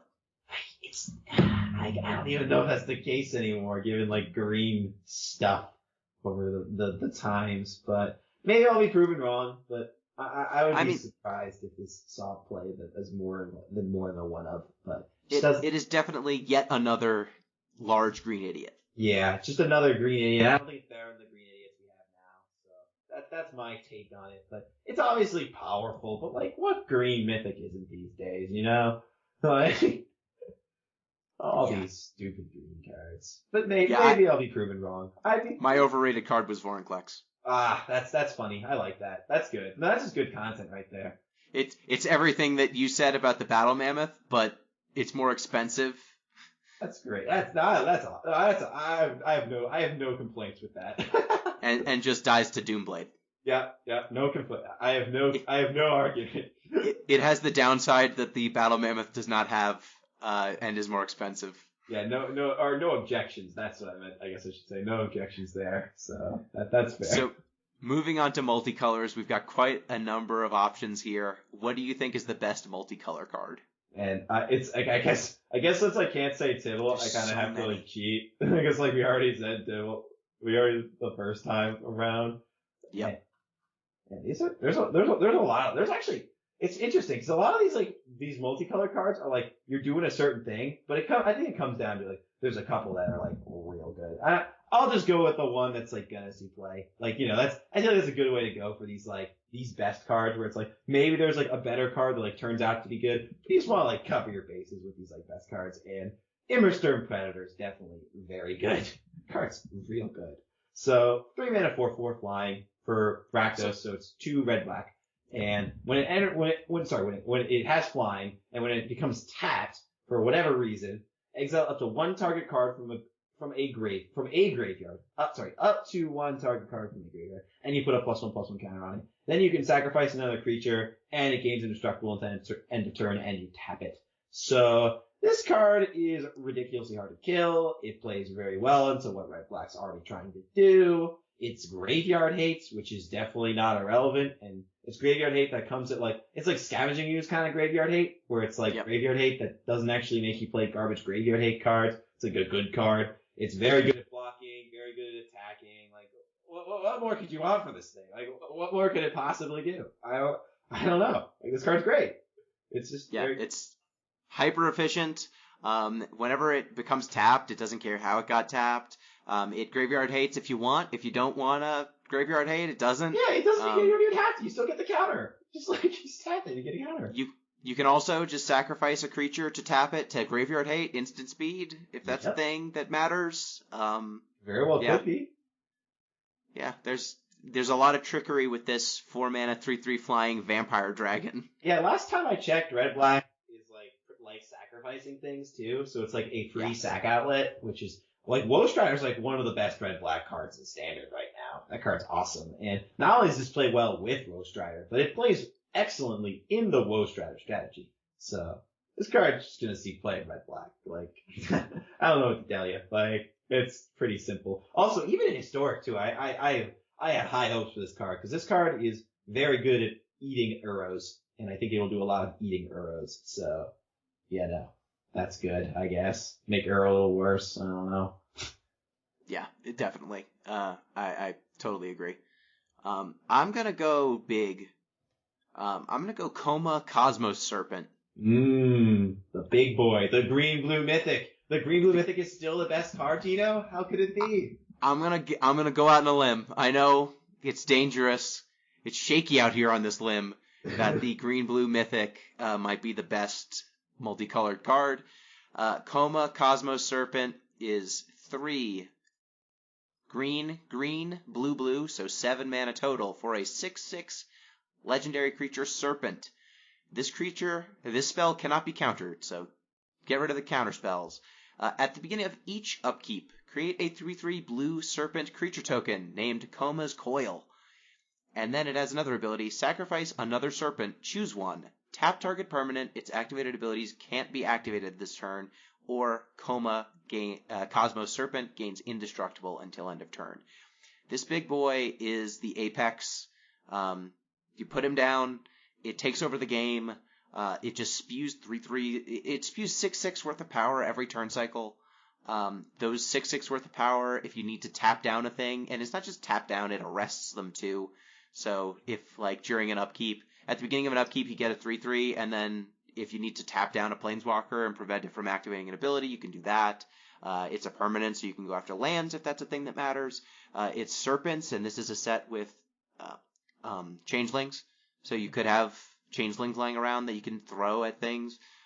It gains indestructible very quickly. Its downside is obviously if you kill it the very second it comes down with a kill spell, it doesn't do anything. If it survives to your opponent's next untap step, if it just survives to the end of your turn, basically, it's going to take over the game pretty quickly and become very hard to kill. Yeah, it's also in the not that this synergy would be particularly like the most relevant thing about it, but it is also in the changeling colors for what little that is worth. But yeah, cards good. It's just big and stupid. Like but it's like a good big and stupid. It's like I think it's like this is like a little bit better in the sense like than other big stupid green cards because like it has that way of protecting itself and it has ways to interact with the board, but it is also big and stupid. So I think it'll definitely see play. It has a lot of play to it. Yeah. Like you can tap down your opponent's board over time. You can protect it. It generates so much board presence so quickly. It's going to be really, and it can't be countered. So like one of the biggest threats with big doofs like this is that they just get countered immediately. Yeah, this card, no counters allowed, and no removal allowed if you can get to that sweet upkeep step. But yeah, I think it's funny. I feel like this is the third time I've mentioned the Teamer Ultimatum, but I think it'd be very good in that deck because you reveal this guy to the Teamer Ultimatum, and you are already way up on resources because you just put a 7-drop into play for 7 mana, and at the very worst, you've also drawn 4 cards on top of that. So. That's pretty good last time I checked, so maybe this Team Ultimatum card might be pretty good, Gino. I'm not sure. So yeah, I think so. I think it probably. But yeah, this card, I think it's just like it's in the green blue ramp deck. That's what you play it in. That's what it's gonna see play. Probably not. And I think it's gonna be good in it. I mean, the only thing that holds this card back is Ugin is legal. Actually, this card's pretty good against. No, it is good against Ugin, because, like, Ugin's gotta go fully down. Oh, I see you mean, though. This card's actually good against Ugin, though. So Ugin it's good against Ugin. I'm just, like, if you're a ramp deck, why do you play this instead of Ugin? That's reasonable. That's reasonable. But I think that this kills people so fast, and who's to say you can't play both? Yeah, it's like, how much beef can you put in your ramp deck? Like, I don't know what the answer is, but, like this ultimatum that I still can't remember the name of, but I know exactly what it does. Genesis. Thank you. Oh, thank God. Thank you. Okay. So, yeah, Genesis Ultimatum wants you to play more and more beef. So, I don't know what the number is for too much beef, because you don't want to like draw an opening hand of like 4 lands, a Genesis Ultimatum, a Coma, and an Ugin, and just like regret every life decision you've ever made. But like, honestly, it's kind of nice that ramp decks can do that now. Like now that Uro and Growth Spile aren't in standard anymore for various reasons, it isn't completely free to cast a 7-drop anymore. You know what? Yeah, it's good. Yeah, Coma's good. Coma's good. I'm sure you'll see some play. I don't know how much, but somewhere from a little bit to a lot. So whatever that means. What do you think is an underrated multicolor card? Yeah. So I think one card I think it's gonna be. This is kind of a hotter take, I'd say, for the underrated. I think underrateds can be hotter takes. So, because I have like one underrated card that's like not a hot take, and I have one that is a hot take. So I'm gonna go with the one that is a hot take. And I think Herald Unites the Elves is my underrated card, but not for the reason you may think. So what the card does is a 4-mana saga, 2-mana green-black, and the first chapter is mill 3 cards, and you may put an elf or Tyvar card from your graveyard onto the battlefield. Its second chapter is put a +1/+1 counter on each elf you control. Not each creature, God, that'd be way better, but each elf, so probably each creature if you're making an elf deck. And then third chapter is whenever an elf you control attacks this turn, target creature an opponent controls gets -1/-1 until end of turn. So when you look at this card, you're like, oh, hey, look, big elf payoff. That's cool. But actually, I think this card is going to enable a combo deck in Standard that has a lot of potential to be very good. So one thing you can do with this card, which instead of playing elves like this card wants you to play, you can also there's a green-blue uncommon in this set, Myrite of the Frost, which is a 5-mana Civic creature. It's a legendary snow creature shapeshifter. So important, it's a shapeshifter. So elf is on its creature types. So it's a changeling. Changeling. I had the right idea, but the wrong word. Yes, it's a changeling. So it has the elf creature type. So, and it has you may have Myrite of the Frost enter the battlefield as a copy of a card you control, except it's legendary and snow in addition to its other types. And if it's a creature, it enters it enters the battlefield with 2 +1/+1 counters on it, and it has changeling. So the important thing here is it's a legend. So if you copy your Herald Unites the Elves, it is a legendary copy of Herald Unites the Elves, which then means that it'll trigger again, obviously. But if you can bring back another Mirror of the Frost from your graveyard with the copy that you just made of this Herald Knight Unite the Elves, you'll then legend rule out one of your Myrites, and then that Myrite will trigger, and you will mill your deck. You will mill your entire deck. And when you think about it, you're like, hey, it's like a 3-card combo, and you kind of have to have like 2 cards in your graveyard that are like the same name, so that's kind of clunky. I don't know about that, but a friend and I have actually been doing a little bit of like brewing, and there's a lot of ways to mill yourself, and there's also a lot of ways with enchantments to mill yourself. Like a lot of like there's a 1-mana 0/2 or 1/2 in the format now that's Constellation. Whenever an enchantment enters the battlefield from your control, target player mills 2. There's Timuret Calls the Dead. In this set, there's King Narfi's Betrayal. There's a lot of ways with enchantments to mill yourself. So you can kind of just start going to town on your deck with tons of self-mill. And then as you just incidentally start milling over these Mirrorites of the Frost, because you put 4 copies of it in your deck, and once you do that, you play Herald Unites the Elves, and you just mill your whole deck and win the game with. You can either use the card I just mentioned, or you can use a Thassa's Oracle, or you can use. There's a lot of different ways to go about doing it, but I think it has a real. I don't think we've seen a real combo deck in Standard in a very long time, and I think this deck has a real potential to be that combo deck. Well, so. if you don't count Omnath. Omnath, is that a combo deck? It was when you killed people on like turn 4 or 5. That count as a combo deck? Just go Omnath with the Genesis Ultimatum and just go woo. Where's the combo in that? There's also in colors the 3 seasons. It's another saga. Green blue. First chapter is mill 3 cards. Second chapter is return 2 targets, no permanents, up to 2 targets, no permanents from your graveyard to your hand. And then the third one is choose 3 cards in each graveyard. Their owners shuffle those cards into their libraries. Yeah, no, that card's serious. I don't know if we have enough. I know that the Marite's a snow, but I don't know if there's enough snow cards. But there's also Binding of the Titans and Theros. There's a bunch of other ones. Like, yeah, I'm not like I was just kind of scope or what's the word I'm looking for? Kind of skating over like the biggest hits, if you will. But there's a lot of ways to mill yourself. And King Narfi's Betrayal, 1 blue-black. Each player mills 4 cards. Chapter 1. Then you exile a creature or planeswalker from each graveyard, and then chapters 2 and 3 you can play those cards. Mm-hmm. Yeah, it's weird. Like, for some reason, all of the Sultai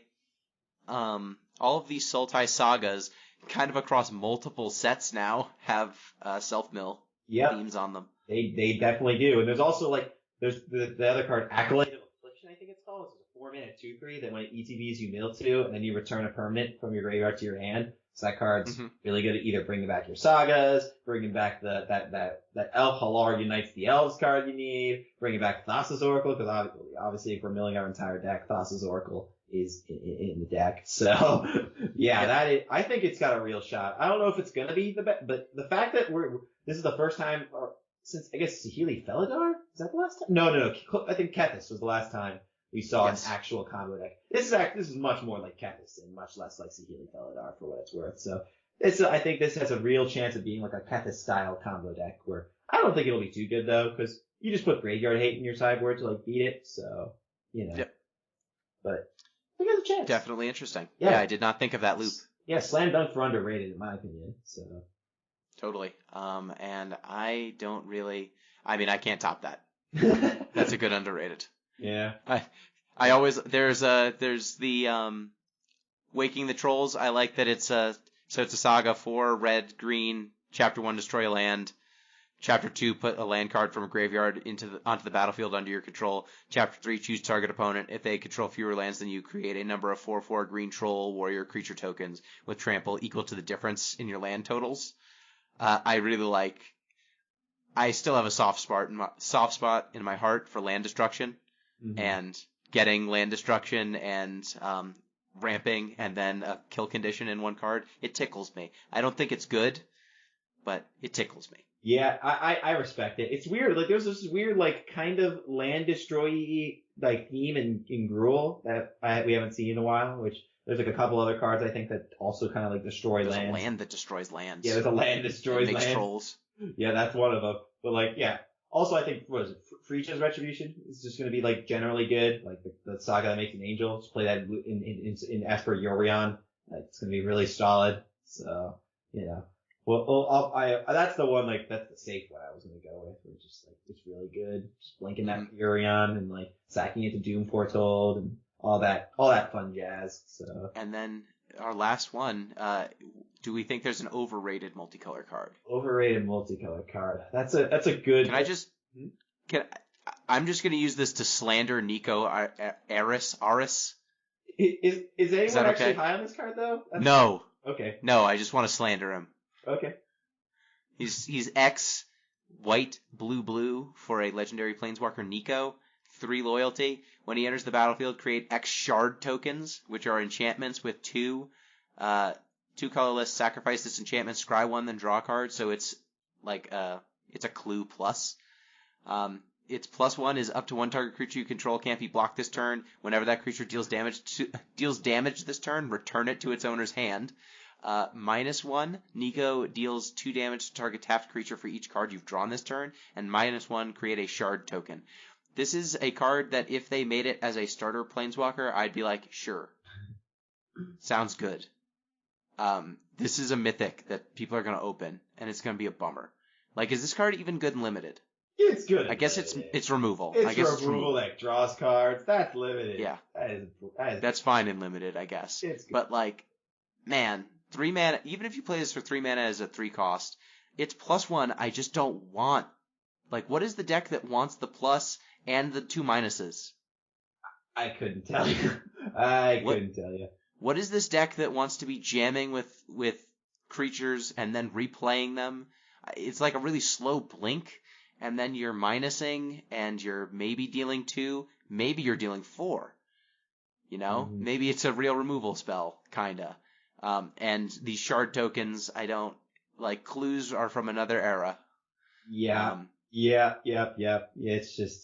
It's a shame. It could have been good. Like, I feel like there's like a few like small things you could have changed. Like maybe just changing the +1 to like not be garbage. Like would have made the card good. But that's not if it was just like unblockable, or if it was a May on the return, or like this is an inverse Oko. Where Oko every number seemed like it was 1 too high. Nico every number's 1 too low. Yeah, or like even just the plus just like protected itself in any way. Like maybe if it was like, the old style like of 3-man, like a classic like +1, give a creature -3/-0 until your next turn or something like that, Yeah, something that wasn't, I'm going to swing with my creature and then have to replay it, and then you're going to swing at Nico and he's going to die. Or heck, you want to keep it on theme, literally just make it like +1, give a creature -2/-0 for each card you drew this turn. That's pretty on theme. That sounds good. That would have been. But instead, we have Nico Aris, the card as printed, and I don't think it's very good. I don't think anyone's high on it, but they really powered down most of these Planeswalkers this set, which is a good thing. Yeah, like that means they're listening to us, because like Planeswalkers were busted a year ago. Yeah, it was gross. So good that this card exists. May you never open one. Yeah. Like I think all the Planeswalkers in this set are just like kind of like, cause like the only reason Tybalt's like good is cause like Valky's like decently good. Like Tybalt as a card's like pretty bad. So like if Tybalt was just Tybalt, we would laugh it off the stage and we'd be done here. But it's on a 2-mana 2/1, so it's a little bit better. But yeah, none of that. Kaya's pretty good. Kaya's cool. I like Kaya. Kaya's like, I don't know. Yeah. I don't know if it's gonna see play. I honestly don't think it's gonna see play, but it's cool. And it's like, if it does see play, I wouldn't be that surprised. Like it's not like it's like, I don't know.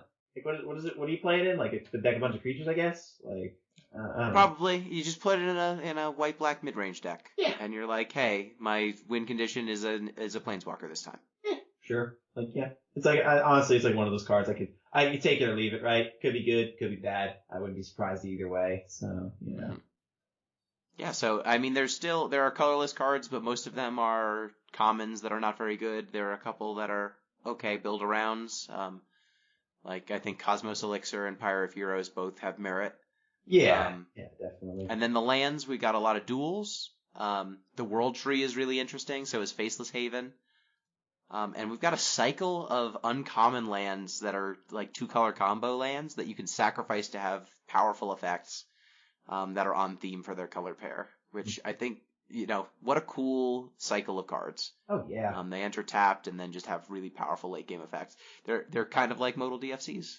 Yeah, kind of. Like the effect is, I think all the effects are like reasonably powerful. Like, I think Immersturm's Skullcairn, though, is a cut above the rest. But with that being said, I think they're all very cool. And maybe that one's most of a Blightning. Yeah, on a land. Like, didn't we learn from Remnant Ruins? Like, this card's really good. Yeah, It's and really good. I mean, Great Hall of Starnheim. You're just getting a Serra Angel for 4 mana, basically. Well, yeah, I remember reading that card, and I was like, I didn't see the and a creature you control, and I was like, yeah, I was like, oh my god, this card is ridiculous. Then I saw the and a creature you control, and I was like, oh. Boo. Boo. Okay, sorry. Yeah, no, if it didn't say and a creature you control, that card would be so good. So good. Oh my god. I mean, Port of Carfell is just a Zombify. Yeah, it's a better Zombify. You mill for it first. That's what you want to do before you Zombify. Although Axgard Armory searches for an aura and or equipment, so you can get 2 cards, draw 2. Oh, does it actually get 2? You get some and or. Wait, that's actually pretty powerful. Like, yeah. Wow, that's actually really powerful. I missed that. All of them are. I thought I got either or, but if you get, like, I don't know if that makes it good enough, but that definitely puts in the conversation. Wow, that's very powerful for a land. But Gates of Istfell, you gain 2 life, draw 2 cards. That's solid. Like Notvold Slumbermound, great name. Yeah. Destroying a land, making a 4/4 green troll warrior. That's cool. Oh yeah, definitely. I mean, the only ones that I'm not like super jazzed about are Surtland Frostpire, which scry 2, deal 2 to everything. That's fine. It's just like that on a land. Like making your board wipe on a land is pretty powerful. I don't know. I just think that like deal 2 by the time you're paying 6 basically to do this, it might be too late for 2. It could be enough. But I think what makes a card like this really powerful is it lets you put like a situational effect like a fiery candidate on your land rather than putting it in your deck. So I think this card. Oh, totally. But the thing about Fiery Candidate is you cast it on 3. Yeah. But I think honestly, I think this card might have a shot in Temur Wilderness because Temur Wilderness kind of has a hard time beating like fast, like go wide strategies. Just having this on their land could be very powerful. But yeah, we'll see. I definitely get what you're saying. So, but yeah, these cards are cool. I like these cards a lot. I actually really like Axgard Armory now. Not that I think it's super good, but like, I don't think I've ever seen a double tutor on a land before. Like that's super neat. No. Yeah, and I mean, it's also cool that all of these. So, you get an allied pair and an enemy pair for these. So you kind of get Gates of Istfell and Axgard Armory are basically Jeskai. They both tap for white, but one of them has a blue cost, one of them has a red cost. Red part of the cost. Port of Carfell is going to be Sultai along with Littjara Mirror Lake. They tap for blue, but one of them has a black activation, one of them has a green activation. They're nice. They're wedges. Yeah. Basically. Yeah, and we did just get Korea where they really want you to play the wedges, so that is on theme. Although I guess these would be fighting with the Triomes, right? If you're playing 3-color, because pretty hard to beat a Triumph for a 3-color land. I mean, hard to beat a Triume. Well, they don't tap for 3 colors. Their costs are. Sorry, I guess I kind of misworded that. I meant hard to beat a Triume in a 3-color deck. Oh, certainly, yes. And these are also fighting with actual spell like DFCs from Zendikar. But hey, that's awesome. We can do all these cool things with our lands without being broken. I think that's great. So yeah, they've definitely WotC has definitely taken an approach of making lands much more meaningful beyond just casting your spells, which I think is cool. Yeah, absolutely. Like as long as you gotta be very careful with it. Like Field of the Dead is a classic example of them not being careful. So, but if you do it right, it's super cool. So yeah. Most definitely. So with that, our set review of Kaldheim draws to a close. I think we can firmly say this set does not appear to be on its face broken in the way that almost every set we've reviewed since the last 2 years or so has been. Oh, what a relief. If something is broken, it seems like In Search of Greatness would be the one. That seems like the culprit. But we'll see. And I think that in Eternal formats, Tybalt's Trickery might be. Yeah, Tybalt. Oh, I didn't even mention Tybalt's Trickery, did I? Do you want to spill that bean, or do you want to hold on to that? I think it's common knowledge. Oh, not common knowledge. That might be a stretch, but like I think it's in in the Magic Hive Mind. So anyone who isn't aware should know this card's gonna be. It's gonna be. So Frank Carson actually wrote an article where if you make your deck, I forgot how many Emrakuls you put in the deck, but like it was like 4 Violent Outburst or like some amount of 3-mana Cascade spells. You put like one Tybalt's Trickery in your deck, and you put some amount of Emrakul's in your deck, and you can and you put like 56 lands or something ridiculously stupid like that. And then you can just like cast an Emrakul on turn 3 with 95% consistency. So that obviously, of course, loses to a Gentle Gust of Wind. So, but generally speaking, you can use Cascade spells with Tybalt's Trickery to cheat out large Eldrazi Titans on turn 3 and cast them. So you get their broken cast effects too. So you can build it like in the way where you hit 95% of the time, but you lose to a Gentle Gust of Wind. But you can also build it in a different way where like you add a fail condition, if you will. Fail safe. A fail safe. Or fail safe means it's like a backup plan. This is like your combo fails. So I don't know if it's a fail safe, but your combo fails. But you actually don't lose to a Gentle Gust of Wind. So the idea behind the Tybalt's Trickery is if you stuff your deck with purely lands, Cascade spells, and Tybalt's Trickery and Eldrazi Titans, then you cast a Cascade spell. You'll always hit Tybalt's Trickery because it's how you build the deck. Then you cast Tybalt's Trickery, countering your Cascade spell. Then you flip cards off the top of your deck until you hit either a Eldrazi Titan, which you probably win if you did that, because you just cast an Eldrazi Titan for 3 mana with its cast effect, so that probably did it. Or you hit another Cascade spell, which then hits Tybalt's Trickery again, which means you rinse and repeat with one less Tybalt's Trickery in the deck. Or you hit another Tybalt's Trickery, which means you failed, and it's like you're bad and you should feel bad. So yeah, that's a combo deck that's going to be hitting Modern pretty soon. I think it's of similar power level to Neo Brand. I think it might be a little bit better, but not that much better because it does, you can still counter it. So it should be a fun deck to play. Some good memes. I'm sure some 5-0s will be had by some lucky players who just go like turn. You can even do it on turn 2 because you put 4 Gemstone Cavern in your deck. So if you're on the draw, you put a Gemstone Cavern to play on 1. You just make the combo. You kill him with an Emrakul on turn 3 with the cast trigger. So that's pretty cool, I guess. I don't know, but look out for that in Modern, I guess. Bring your Teferi Time Ravelers. Yeah, bring your Teferi Time Ravelers. That's what you should do. It's just always do that. Yeah, that's always correct. It's pretty good, like general rule of thumb. Should I be casting Teferi Time Raveler in a form where it's legal? It's not bad. Yes. It's not bad. It's not always right, but it's not a bad rule of thumb to have. So. Yeah, and with that, we turn our attentions away from Kaldheim till next time when they bring back. I mean, it's so close. They're gonna bring back Time Spiral. It's so close. I feel like we're already on Time Spiral. Like these cards we've been getting are nuts. Like they're crazy. Time Spiral's coming back, and then we're gonna get Strixhaven.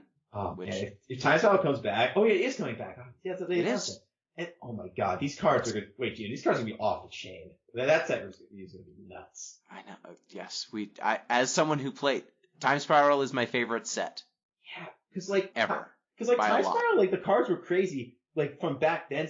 I can't even imagine what cards crazy by today's standards are gonna look like. Because cards are already kind of like crazy in like normal sets. Like, didn't we get like I feel like we got like an uncard in a set pretty recently, like literally an uncard. It was like super. Yeah, I don't know what it was, but we got an uncard in a set recently. We got one with Tramp. They put Trample on an instant in an unset, and they basically made that card. Yes, that's what it was. It was like Super Cosmic Death Beam. They literally put that in the Black Border set. So like, if we're already putting uncards into our like super serious Black Border sets, I feel like the chains are gonna be off for this one. Do we know if the new Time Spiral or the Time Spiral remastered that's getting released is going to be legal in Pioneer? Or not Pioneer, in Historic? Maybe if they release it on Arena, it's legal in Historic. It is getting that is where it's getting released. It's probably legal. I would bet it's legal. Oh, Historic. Oh man. Well, that set's gonna be in for a little shaking, but hopefully a good shaking. So, yeah, I mean that's kind of what they did with Amonkhet, where they just put a bunch of cards that weren't in Amonkhet, so that they wanted them in Historic. Yeah, they also the stupid Battle Bond that's legal in Historic. So. Yeah, but Time Spiral Remastered is coming soon, so we will be I think that's the next set that's being released on Arena, so we will see if we will have stuff to talk about there. But that is my favorite set of all time, and so I'm looking forward to it. That's awesome. But that's like one of the things. That's like my favorite joke I used to do with Historic, where it's like I feel like I could just like pull a card from like Gatherer and then like be like, is this legal in Historic? And I just like no one would know. No one would know. It's like, just the randomest stuff is legal in Historic, and I have no idea why it is. Cause like, yeah, the remastered sets where you just throw stuff in. They have like the Historic, like, supplements they bundles. Did. It's like, God the knows. Bundles that you could buy, and then yeah, these cards are in Historic now. Who cares? Like, LOL. Like, what is this format? Like, what is this format? Like, it's not a terrible format. Like, if they ban Arrow, it would actually be a great format. Please ban Arrow. Wizards, if you're listening, please ban Arrow in Historic, please. Pretty. Ban Arrow in all formats. Yeah, please. Actually, just erase Arrow from existence. That would be real great. Because like every format where you banned Arrow in has become significantly better after you banned Arrow. So if you could just do that, that'd be great. But I guess they probably already know that. So whatever. They're getting to it. They're getting there. Okay, so thank you, Kyle, once again for another exhaustive Magic set review. Yeah, thanks for having me. It's fun as always. And if you want to, listener, get in touch with the show, you can do so at Deep Listens Pod on Twitter, deeplistens.libsyn.com. We've got our comment sections, and deeplistenspodcast@gmail.com. You can also support the show on patreon.com/deeplistens. Till next time, peace.